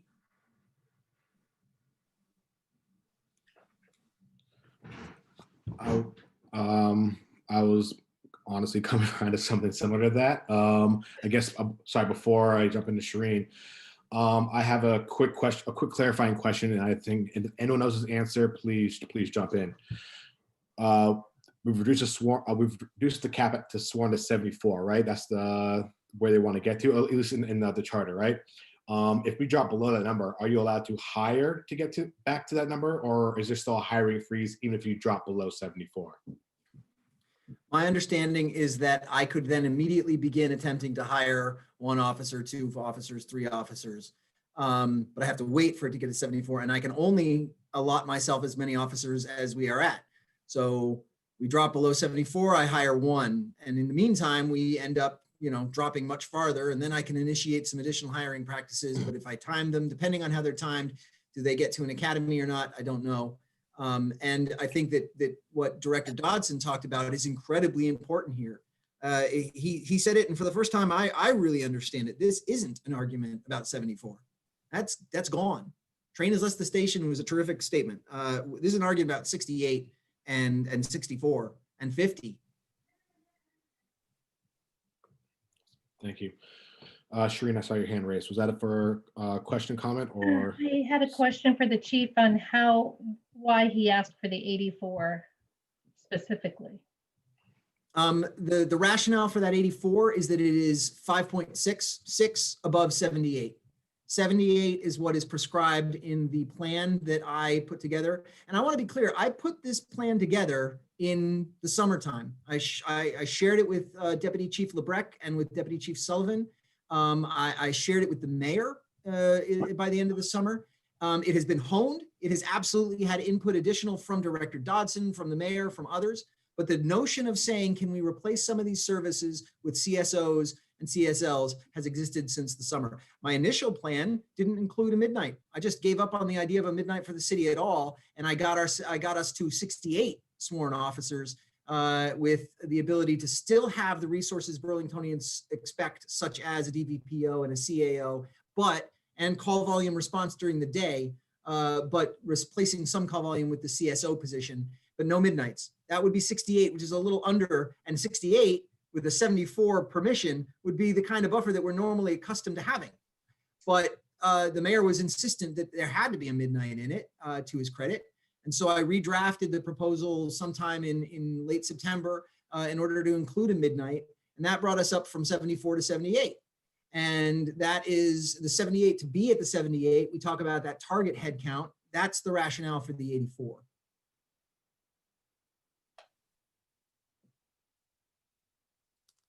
Sorry, I see Randall's hand followed by Kyle. Thanks. Yeah, no, I was just going to comment that if I'm reading the graphs right, from January 1, 2013 until July 1, 2018, where the head count was at 100, it seems as though the average actual staffing level for BPD was 97. And so, sometimes it ranged between 94 and 99 as far as I can tell. So it seems though the average that it was below the headcount number was about 3. I mean, just for that reason alone, I would actually worry about trying to set, making the compromise proposal be 80 if the goal is to have a kind of basically an actual headcount of 78 with USB staffing 48. So I would worry that, even just by looking at the historical trends, setting it kind of too above what seems to be a minimal number is setting it too low. It might be that 81 or 82 or 83, if we want to go below the number of 84. But I would just worry that, I worry that unless I understand the motivation behind 80, I worry that that number is not kind of consistent with what seems to me to be the demands of, again, if the goal is keeping something like a midnight shift. Kyle? I'm just, I hope it is received that I'm just trying to bring in as many angles and dimensions so that we can make the best decision. And one that is part of the conversation I'm privy to that I think needs to be added to this is the issue of leadership and supervision. So, and these comments, I hope, when I think about this, I think about, okay, back to my issue about circumstances, if we change the circumstances, if he were alive and we said, hey, Peter Drucker, management guru, come in here and talk to us about what you understand about management science. How do we build a really good police force? I can only imagine that part of that is about supervision and who reports to who. And back to Randall's comment, how those people feel about their job. They're not beleaguered, they're not overburdened. All these things strike me as just organizational development 101. And so understandably, the people who are in a position to retire are stacked at the top. So it could be that he said he wasn't, but in this next year, we could lose these 2 deputies. We could lose several lieutenants. Those are the people who have the time. And it makes sense to me that if we're trying to have the best police force, you can't manufacture experience. So there's this like bifurcated thing. There's a lot of young people, some old people, and the middle isn't as strong. So, recently I understood that where DC Sullivan talks about it, we just, promoted a person to sergeant who is a really competent person, but they're young and they're relatively green. It just is the fact. And DC Sullivan says there was a time when you had X number of years before you'd be that from a sense of experience. And now you have far fewer years. So we could deplete the ranks of leadership and then be forced to do promotions because you have to have leaders, particularly if we want to have a good organization. And then you create this funky situation about incentive, right? Because now you have someone in leadership, which is the more money, more responsibility, but they're there younger. So they're there longer.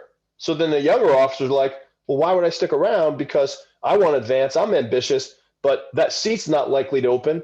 So, and it creates this funky dynamic. And I think that's part of this. There's no control over who leaves, but once again, from intuitively, that the people who are in a position to, in terms of the years and what DC Sullivan talked about how the retirement system works, those are those people. And once again, if we got laterals, I would think we would want more experienced officers, but because of the pension system, we don't have a state pension, it's municipal. So people, there's significant pension implications of doing a lateral in state and probably out of state too. And so officers are thinking about that. They're like, hey, I got 13 years, 12 years, 10 years, the kind of amount of time it takes to learn the streets and learn the tactics and get your cool and do some things. And those people aren't the people who are most likely to leave for other dynamics. And it just strikes me that all these things should be considered. The leadership vacuum would be a massive problem for a city that wants to build the best police force, to have everyone be young and green and gung-ho and all the things that go along with that. And it hadn't been brought into this conversation tonight, and I've been made privy to it. So it seemed like perhaps it could be helpful as people deliberate the likelihood that leadership will be the first people to go. Thank you. Let me just actually issue a quick correction about my math. I think I got my math a little bit off from the eyeballing. I think it might be about 3.4. So I think on the average between January 1, 2013 and July 1, 2018, when the head count cap was 100, the average was about 3.4 below 100, I believe. Thank you. All right. So moving forward, Stephanie, I believe, said before, I don't know if that was a proper putting a motion for 80. If that is there a second?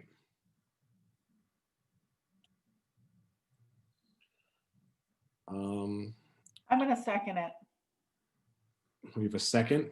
Open for deliberation. Randall?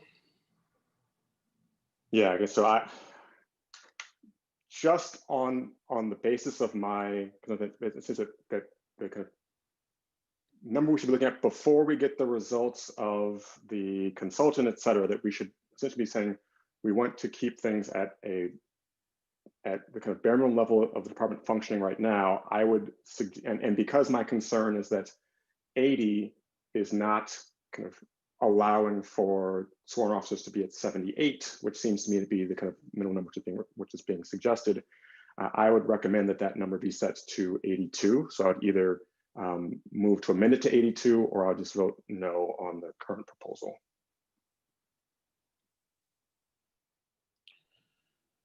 Do you have any further discussion on that?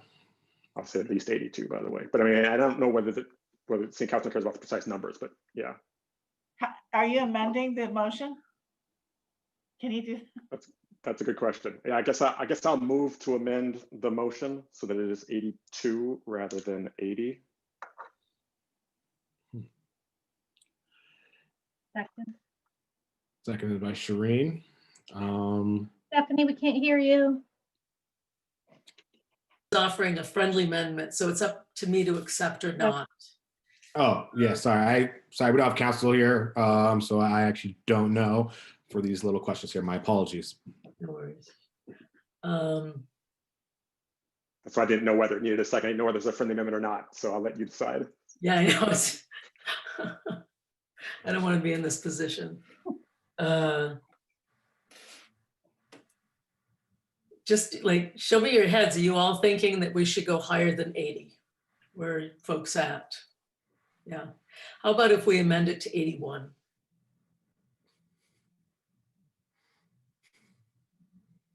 I would just say again, Second so that. Sorry. I was just Continue thinking my worry is just that, and I said, I'm just trying to work with the numbers that I've gotten. And I just worry that, you know, I'm not trying to make I'm not trying to make a compromise with people. I'm trying to make a compromise with the situation that we're in. So if the goal is to have 78, then I would want to know, like, why do we think that 81 would allow us to stay at 78, given that the historical trend is that it's over 3 below the head count, and given that we're also kind of on this downward Given trend that right now. there's a sharp decline in demand for service, I think that is not too far to go. Again, like I said, I just don't think it's linear. I mean, we've had that discussion, right? But I just think that if it is below 48 sworn, then you just, you know, that you don't get to like 0.99 anymore. You're at 0 again. Like there's a step there, and I think that you're not accounting for the step. So I think, sorry, I'm DC Sullivan. I think we have to keep debating amongst ourselves. I think, you know, here's what I'm going to propose as a motion, that we approve up to 82 officers under the condition that the police commission be part of the interview process to ensure that culturally competent police officers are hired. How's that? I'd support that. The only concern with that is we can't ensure that they are hired, but we can ensure that we just can't ensure that that will happen in this applicant pool. So then I think that we don't hire if we can't find people who in fact meet that qualification. We don't hire. I mean, I just got back didn't get back from anywhere, but I went to a conference in which I saw a really interesting research paper that looks at use of force by officers. And what they found was that white officers, black officers, let me put it this way, white officers use force twice as often in white neighborhoods as black police officers, and 4 times as much in black neighborhoods compared to black officers. I see research of this kind numerous places, and I think it behooves us to condition any new officers on making progress on hiring a more diverse workforce. I just want to jump in. Go ahead. I just want to jump in before I think I saw Randall's hand, and also Karen. So if we, hypothetically speaking, let's say we do vote on this, we approve it, goes to council, and hypothetically speaking, they're like bumps that up to 82. We still have the RFP out. Let's say hypothetically we get that back in end of May, June. And so let's say the police, they're able to get the ball rolling on this hiring stuff, or at least getting applicants for the next academy in August. RP comes back in, like I said, May, June, and it says, you know what, it needs to be less than that, you know? And so I guess what I'm saying is that, like, I think we can approve saying, like, hey, they can have 80, 82, 84, whatever, knowing that when the RFP comes back, we're probably gonna, it's gonna shift, you know? So I don't necessarily see a problem with 80 or 82 or whatever number, for them to at least so much as like start getting, I guess, applicants lined up for whatever happens in the future. I don't know. That's what kind of makes sense to me. I'm happy to clarify that further if people want, but does that kind of make any sense at all? I don't know. I mean, I think what you're saying is that, you know, if the RFP comes back recommending a lower number, then we're in a pickle. But I think what it just means is it's going to take us longer to achieve the attrition that we were looking for. And maybe that's the right cost to play to ensure that we don't have too few police officers. I think that's really, we're not going to hit it, you know, we just don't have enough information to hit it right on the money. And I think, you know, what I hear from Randall and others is we should err on the side of caution. And it simply will mean a longer period of time to get down to the size police force, if that's what the RFP recommends. And I could live with that. I think I saw Randall's hand raised, followed by Landon. And if I missed anybody, I'm sorry.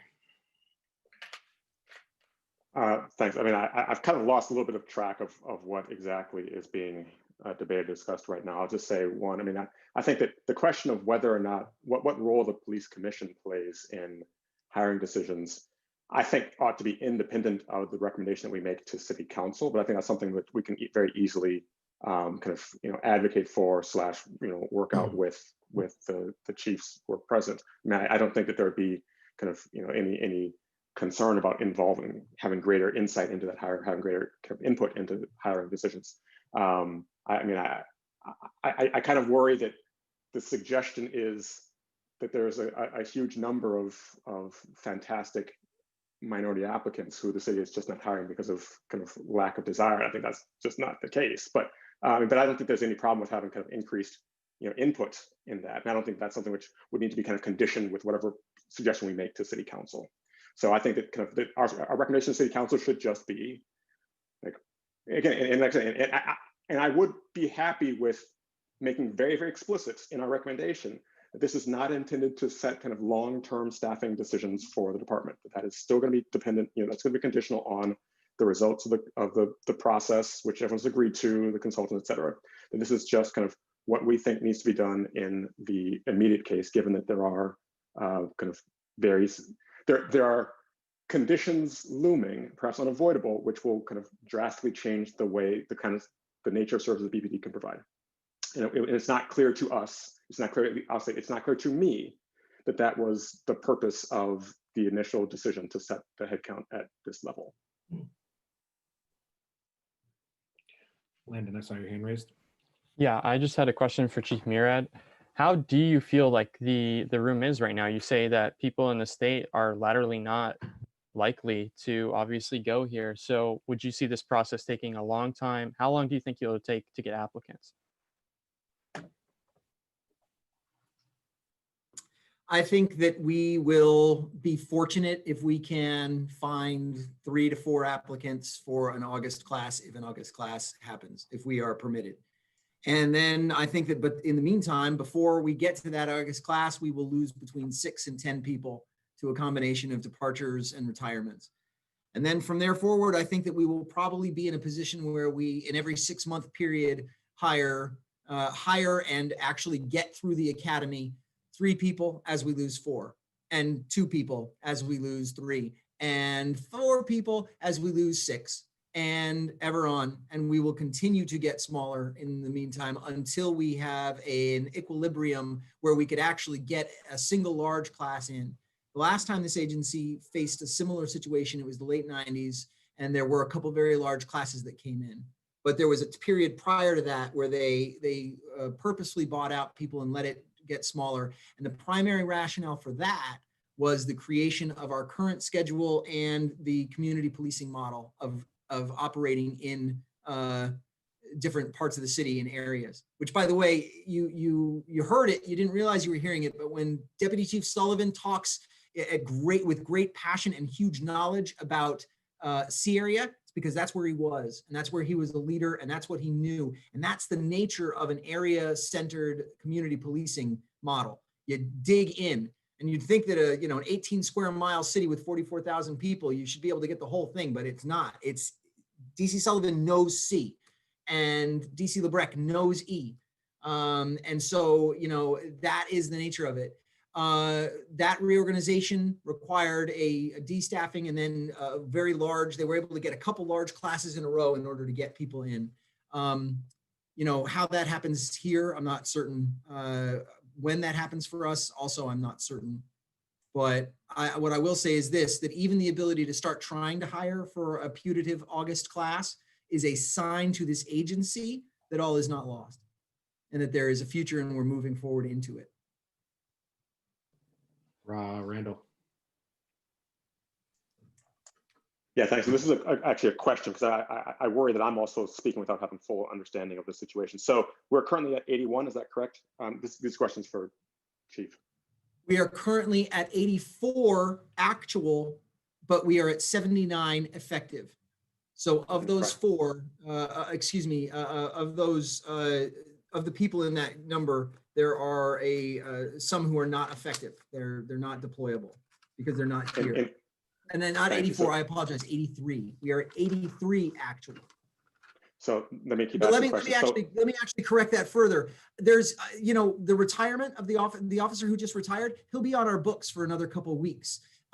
We had an officer retire back he put his papers in I guess October or November. He too is on our books. He will never work in the building again, but I think he's on the books until February something. So I don't want to lie to you. I don't want to seem like I'm misrepresenting when I say 83.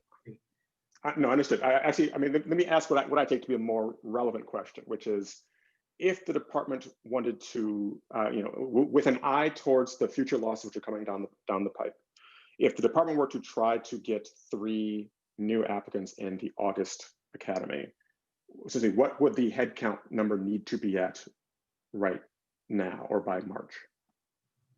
I'm sorry, I don't quite understand. So I guess that is, you cannot hire until the headcount drops below the mandated headcount. Is that correct? Correct, 74. And then is it that you can only make a number of offers based on how far you are below the headcount? Is that also correct? That is what I understand. I cannot make offers beyond that amount. I could gamble a little bit and remember, I don't actually put them on my payroll until they're about to start the police academy. So I could gamble and have 2 or 3 people that I'm leading through a process, even though I know I'm only allowed to have 1. And I could gamble that by the time it comes to actually sign something on a dotted line and pay them, that I'll actually be in a position to need all 3. But that is not fair to people. And it's dishonest. No, understood. So I'll just ask the last question. I see Sylvan has a hand up, but I'll ask this last question. So just so I can get a little bit more clarity. So if the goal were to have 3 hires at the academy in August, what would the mandated headcount need to be right now for you to make essentially kind of 3 offers for August? 71. Offers for March. It would need to be 71. And right now it's 74. No, right now it is 83. Right. I'm sorry. So what would need to be the level that you're allowed to have? I don't quite understand. I'm sorry. Yeah. No. I apologize. So so the proposal is that that the immediate increase of the sworn officer cap from 74 to 84, so that BPD can once again advertise for new recruit officers, blah, blah, blah, blah, in order to reach the 78 officer target. So the question is, if the cap were increased from 74 to 84 immediately, would that allow you to offer 3 positions to officers for the August academy? Because I'm saying that the answer would be no. No, arguably that would allow me to currently, I mean, right now, I'd only be able to get, technically I might only be able to get 1. And again, depending on how flexible we are interpreting those 2 retirements who are still on my books, I might not be able to get any, but I feel that those are legitimately out of the picture already. And so I would certainly start to pursue a couple. And in that instance, I would make a very confident gamble, being honest with any potential applicants through the entire process, that I would be going for at least 3, knowing that I would in fact drop well below 84. I would drop well below the 81 that would be required, because I will be in the 70s, not effective. I will be actually in the 70s before August rolls around. And so I absolutely would be able to make offers to 3 people and the way it works is that after an initial look at the individual and some initial work, there is a preliminary offer made that it's not a guarantee of anything, and it's predicated on additional steps being met, the testing that happens at the academy, the polygraph that happens, the background check that happens, being able to meet the testing again in order to get in. You have to do it at least twice. And so all of that is predicated on actually ever getting a paycheck from the city of Burlington. Understood. So just so that I don't have to make any guesses here, though. So I'm asking kind of what would be the number, if not 84, which would allow you to confidently try to get 3 officers in the next academy class, August academy class? I can't entirely say that. I mean, I don't know. 78 might get us to that. But again, and I understand partly what you're saying is that you're saying that these numbers, this is about getting some kind of consensus in this body so that you can make a recommendation to the city council. And frankly, I don't think these numbers will be the last numbers either. There's a certain amount of what we're talking about here that is not, we're not marrying ourselves to these, because I'll tell you, I don't think that assessment is going to say what some of the members of, I think, the joint committees think it's going to say. I think an assessment is going to come in and say you are woefully understaffed. And the fact is that if those numbers are liquid, then in some level it doesn't really matter. What number could we say that would allow me to actually try to put 3 into the hopper by March? Well, not 3 into the hopper, but to start working with 3, try to identify 3 individuals right now, between now and March, that we could legitimately begin to work in through a process. And there too, it's not 3, it is 200 people that I need to look at in order to get those 3. I don't know. I can't tell you. I guess, 80, 82, Right. No, 81, 78. I really don't know. At that point, we get into a certain amount of magical math, and I'm thinking in more terms that are a little bit more structural. Understood. And I see this last thing, DC Sullivan, honestly, not let you in, but so I just want to be kind of clear, because like I said, I don't want to try to settle the long-term question about staffing levels here, right? So again, like, all I want to do is say, like, look, it does seem to me as though there ought to be some step taken. We ought to recommend that some steps be taken to try to ameliorate what we see coming down the pipe, right? Which is all these departures and no way of getting new officers in for a period of time. And given that it's unlikely we'd be able to make more than, let's say, 3 hires for the August class anyways, my question is, like, what's the number that we can say so we can at least try to start stopping some of the flow and say we can at least get those 3 in, and then we worry about the long-term numbers down the line. All right, that's it for me, DC Sullivan. I mean, I'm sorry, I defer back to Chair Gamache. I think we're kind of veered off there a little bit. So I believe the motion on the table was, I think it was 80. I believe then Randall, I think, amended to 82, and I think that's where we went off. So, but could I ask DC Sullivan to weigh in if it was on this point, if it was relevant? Yeah, yes, you can. Yes, it is to some extent. I can't tell you exactly what number it is, because although on our books we may have 83-ish, effective very shortly we will have 79. I will say this, is that we have had some discussion with the city attorney's office, and my understanding is we can't even post for the job until we are below 74. We would have to alter the job posting to say that we do not have these positions currently, but if they become available, we would then be able to move you through the hiring process. But the idea is that because there are so many steps to that hiring process, ideally we would like to get some people in the hopper and start moving them through that process, so that for an August academy, we could possibly get some people into that academy to stop or fill numbers back up to some extent. But then again, keep in mind, if we get 3, the likelihood that 3 means we'll probably end up with 1 solo officer next spring. Out of those 3, 1 will successfully succeed.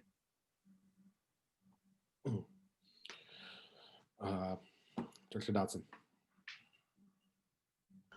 This is just meant to be a pragmatic suggestion. What if what was done was to say that is there any rule against saying the cap is a moving cap?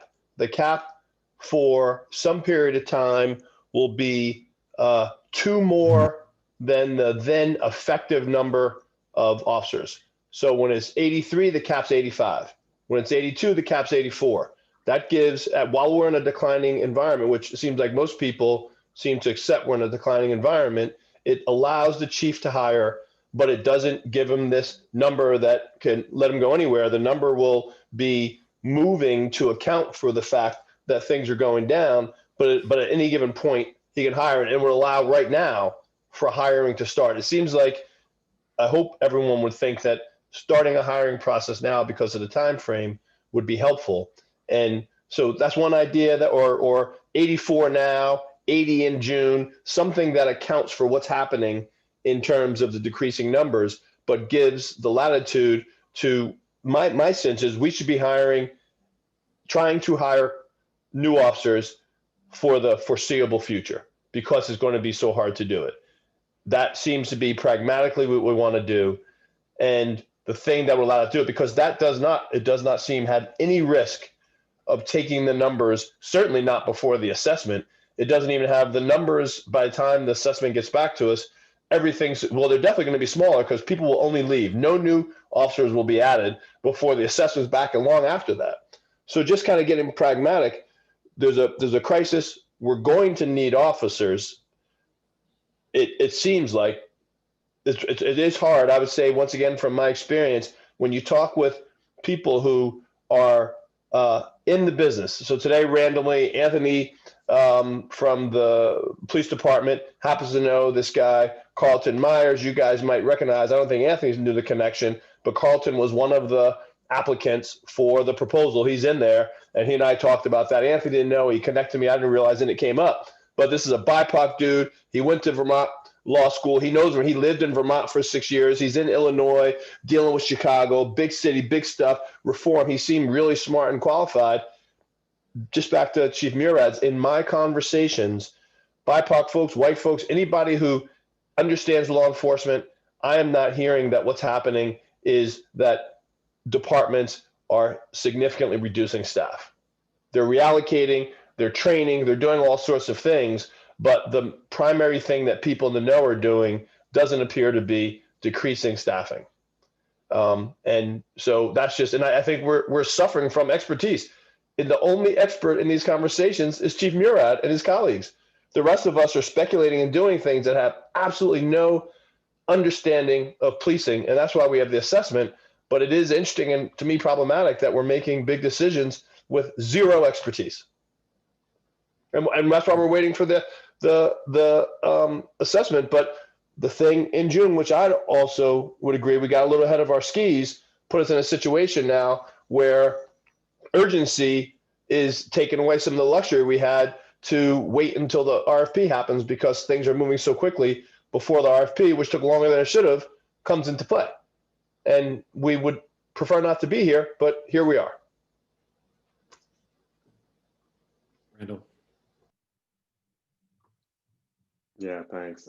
First, agreeing with the sentiment, but I'll gently push back on the claim that there's zero expertise. I am not an expert by any stretch of the imagination. I'm not claiming to be one, but I think that this body has slightly more than zero expertise in these matters. But then, with respect to the proposal, I mean, that's it's kind of a throw aside comment. With respect to the proposal, I would certainly endorse something like a decreasing cap. It is, we propose it to be this right now, and then a number which is lower in 3 months, or a number which is lower than that in 6 months. I prefer that to something which just says 2 more than where we're at, which, not just for the optics of it, but just, I mean, that is a terrible, if you're just looking short term, that's a terrible thing to propose. So, I mean, but if there's confidence that, yeah, I mean, again, I think, like I said, I don't think that this body should be trying to prejudge what the results of the assessment would be.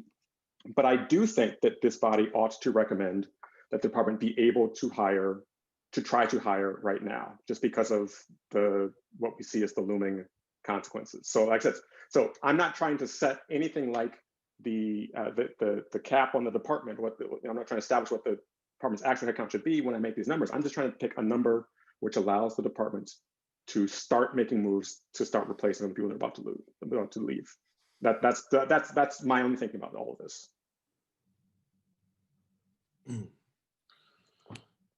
All right, back to the motion and the amendment at hand. So you made the amendment for 82. I don't know how to accept that. I'm sorry, I don't know how to accept amendments or not. Do someone have to second it or? Oh, sorry, we can't hear you.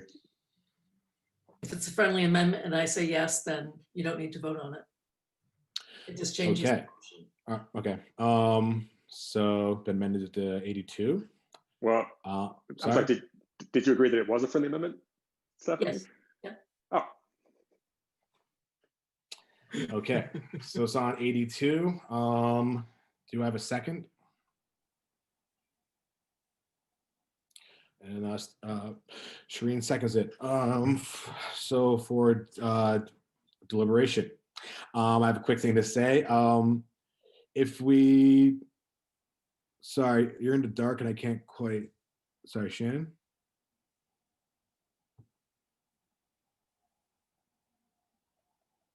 None of us can hear you. I'm sorry. Muted, Shannon.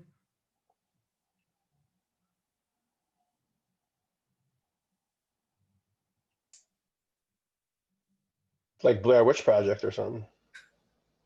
It says you're unmuted, but we can't hear you. I'm sorry.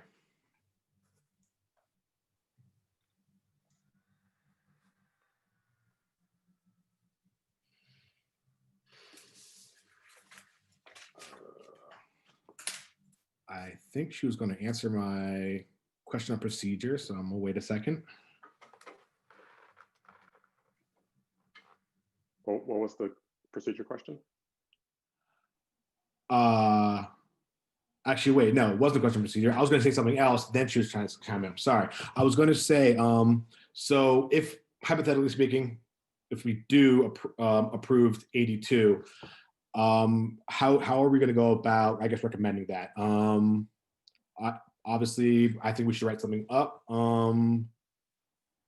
I don't have the best pen, or sorry, the most eloquent pen personally. I guess who in the event, I guess if we approve it or not, we should still give it a.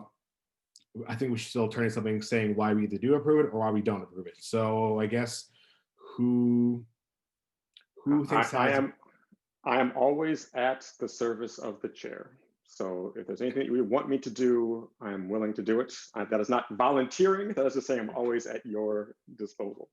I mean, but if we do approve that, I certainly think that it should be emphasized, again, like I said, the reasons why it is being approved. And again, the reason why it's being approved is just to kind of try to staunch some of the upcoming lawsuits to take us well below 74 very quickly. So, right, so it's not that to make it clear, to clarify that it's not trying to establish a long-term number, it's just trying to allow for hiring because the number is going to get below 74 or 70 very soon. Does anyone want to volunteer to do this? If there's no volunteers, it shall be Randall.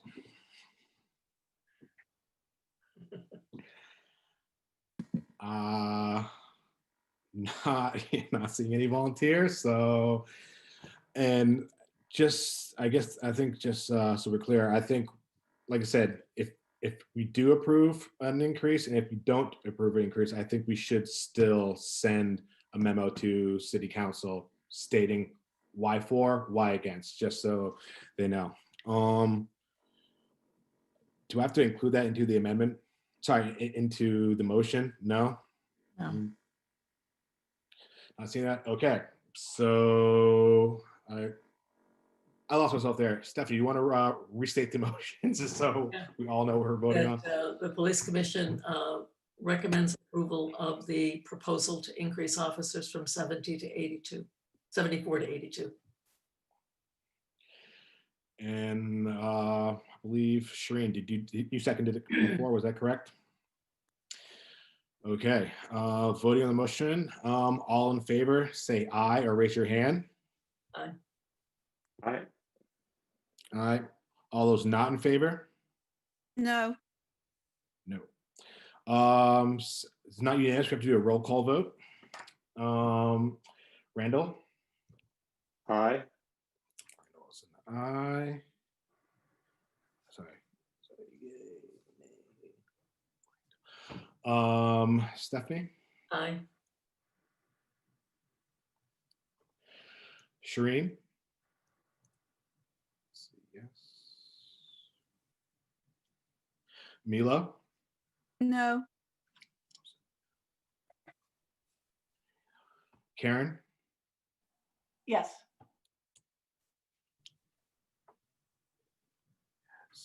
And I'm also a yes. And you all is not present. All right, it is 9:54. I want to thank everyone for sticking with this and powering through.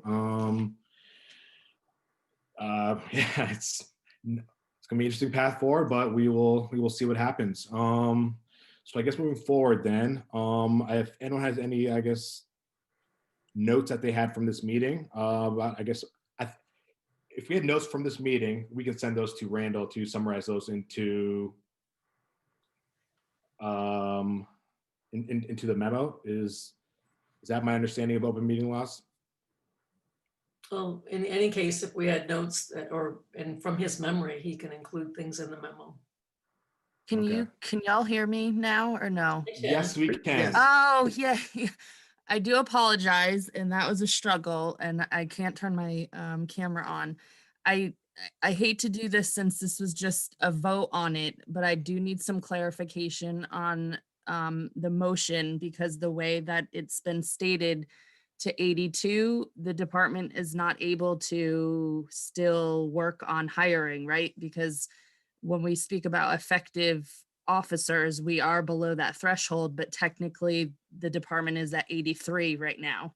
And so until a couple of retirements in February drop and everything else, they still will not be able to hire.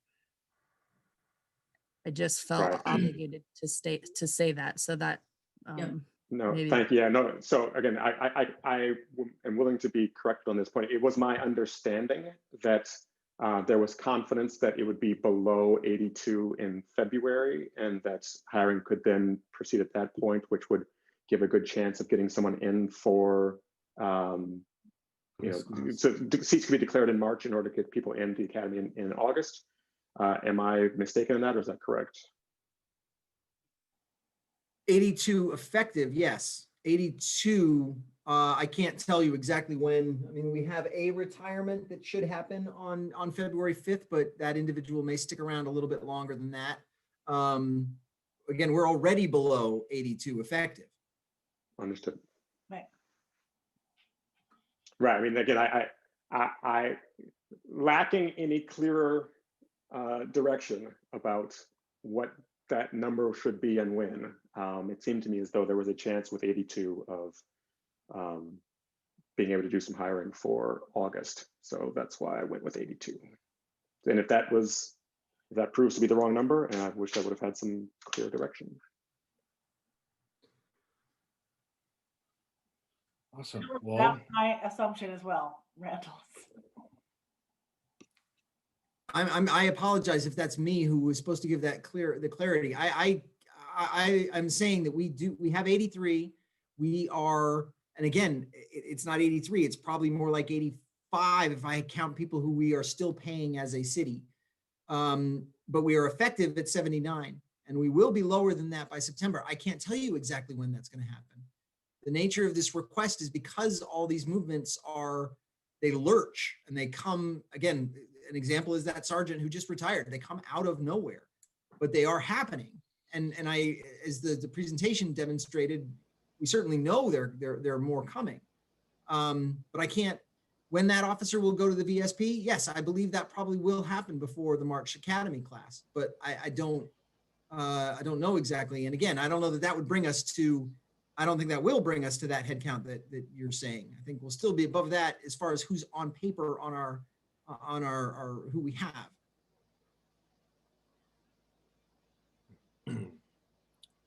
Kyle quickly, and then I'm going to adjourn this meeting because it is about to be 10 o'clock and most of y'all don't have bartending hours.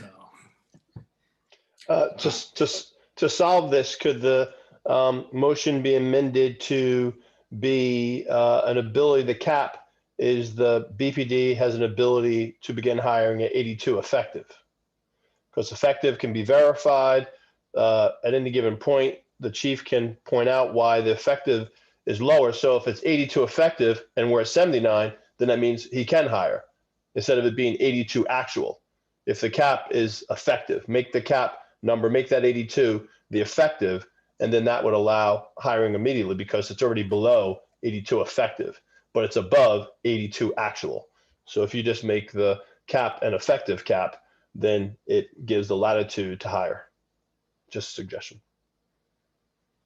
I think we're fine tuning this too much, and the request was for 84, and we just responded to that. The request was for 84 because I know that we're already we're below 84 already. That is what gives me the flexibility to start trying to hire immediately. Right. But then there was, argument about whether 84 was the right number. I'm sorry, I thought you said that we were at maybe 85 right now. Well, again, I think we may be at 86, but that's two people who have retired and are simply burning time that has accrued to them.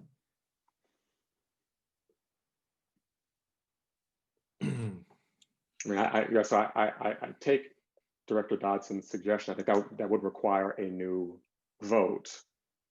So if someone wants to make that motion, they're welcome to, but I don't think that can be just easily amended based on the vote that has already been taken.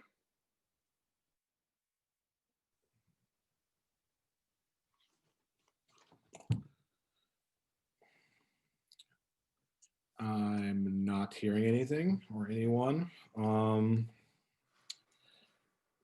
With that, I believe our agenda has been fulfilled, and I move to. I would just say, motion. I'm Sorry, I was about to motion to adjourn. So if you want to say anything before that.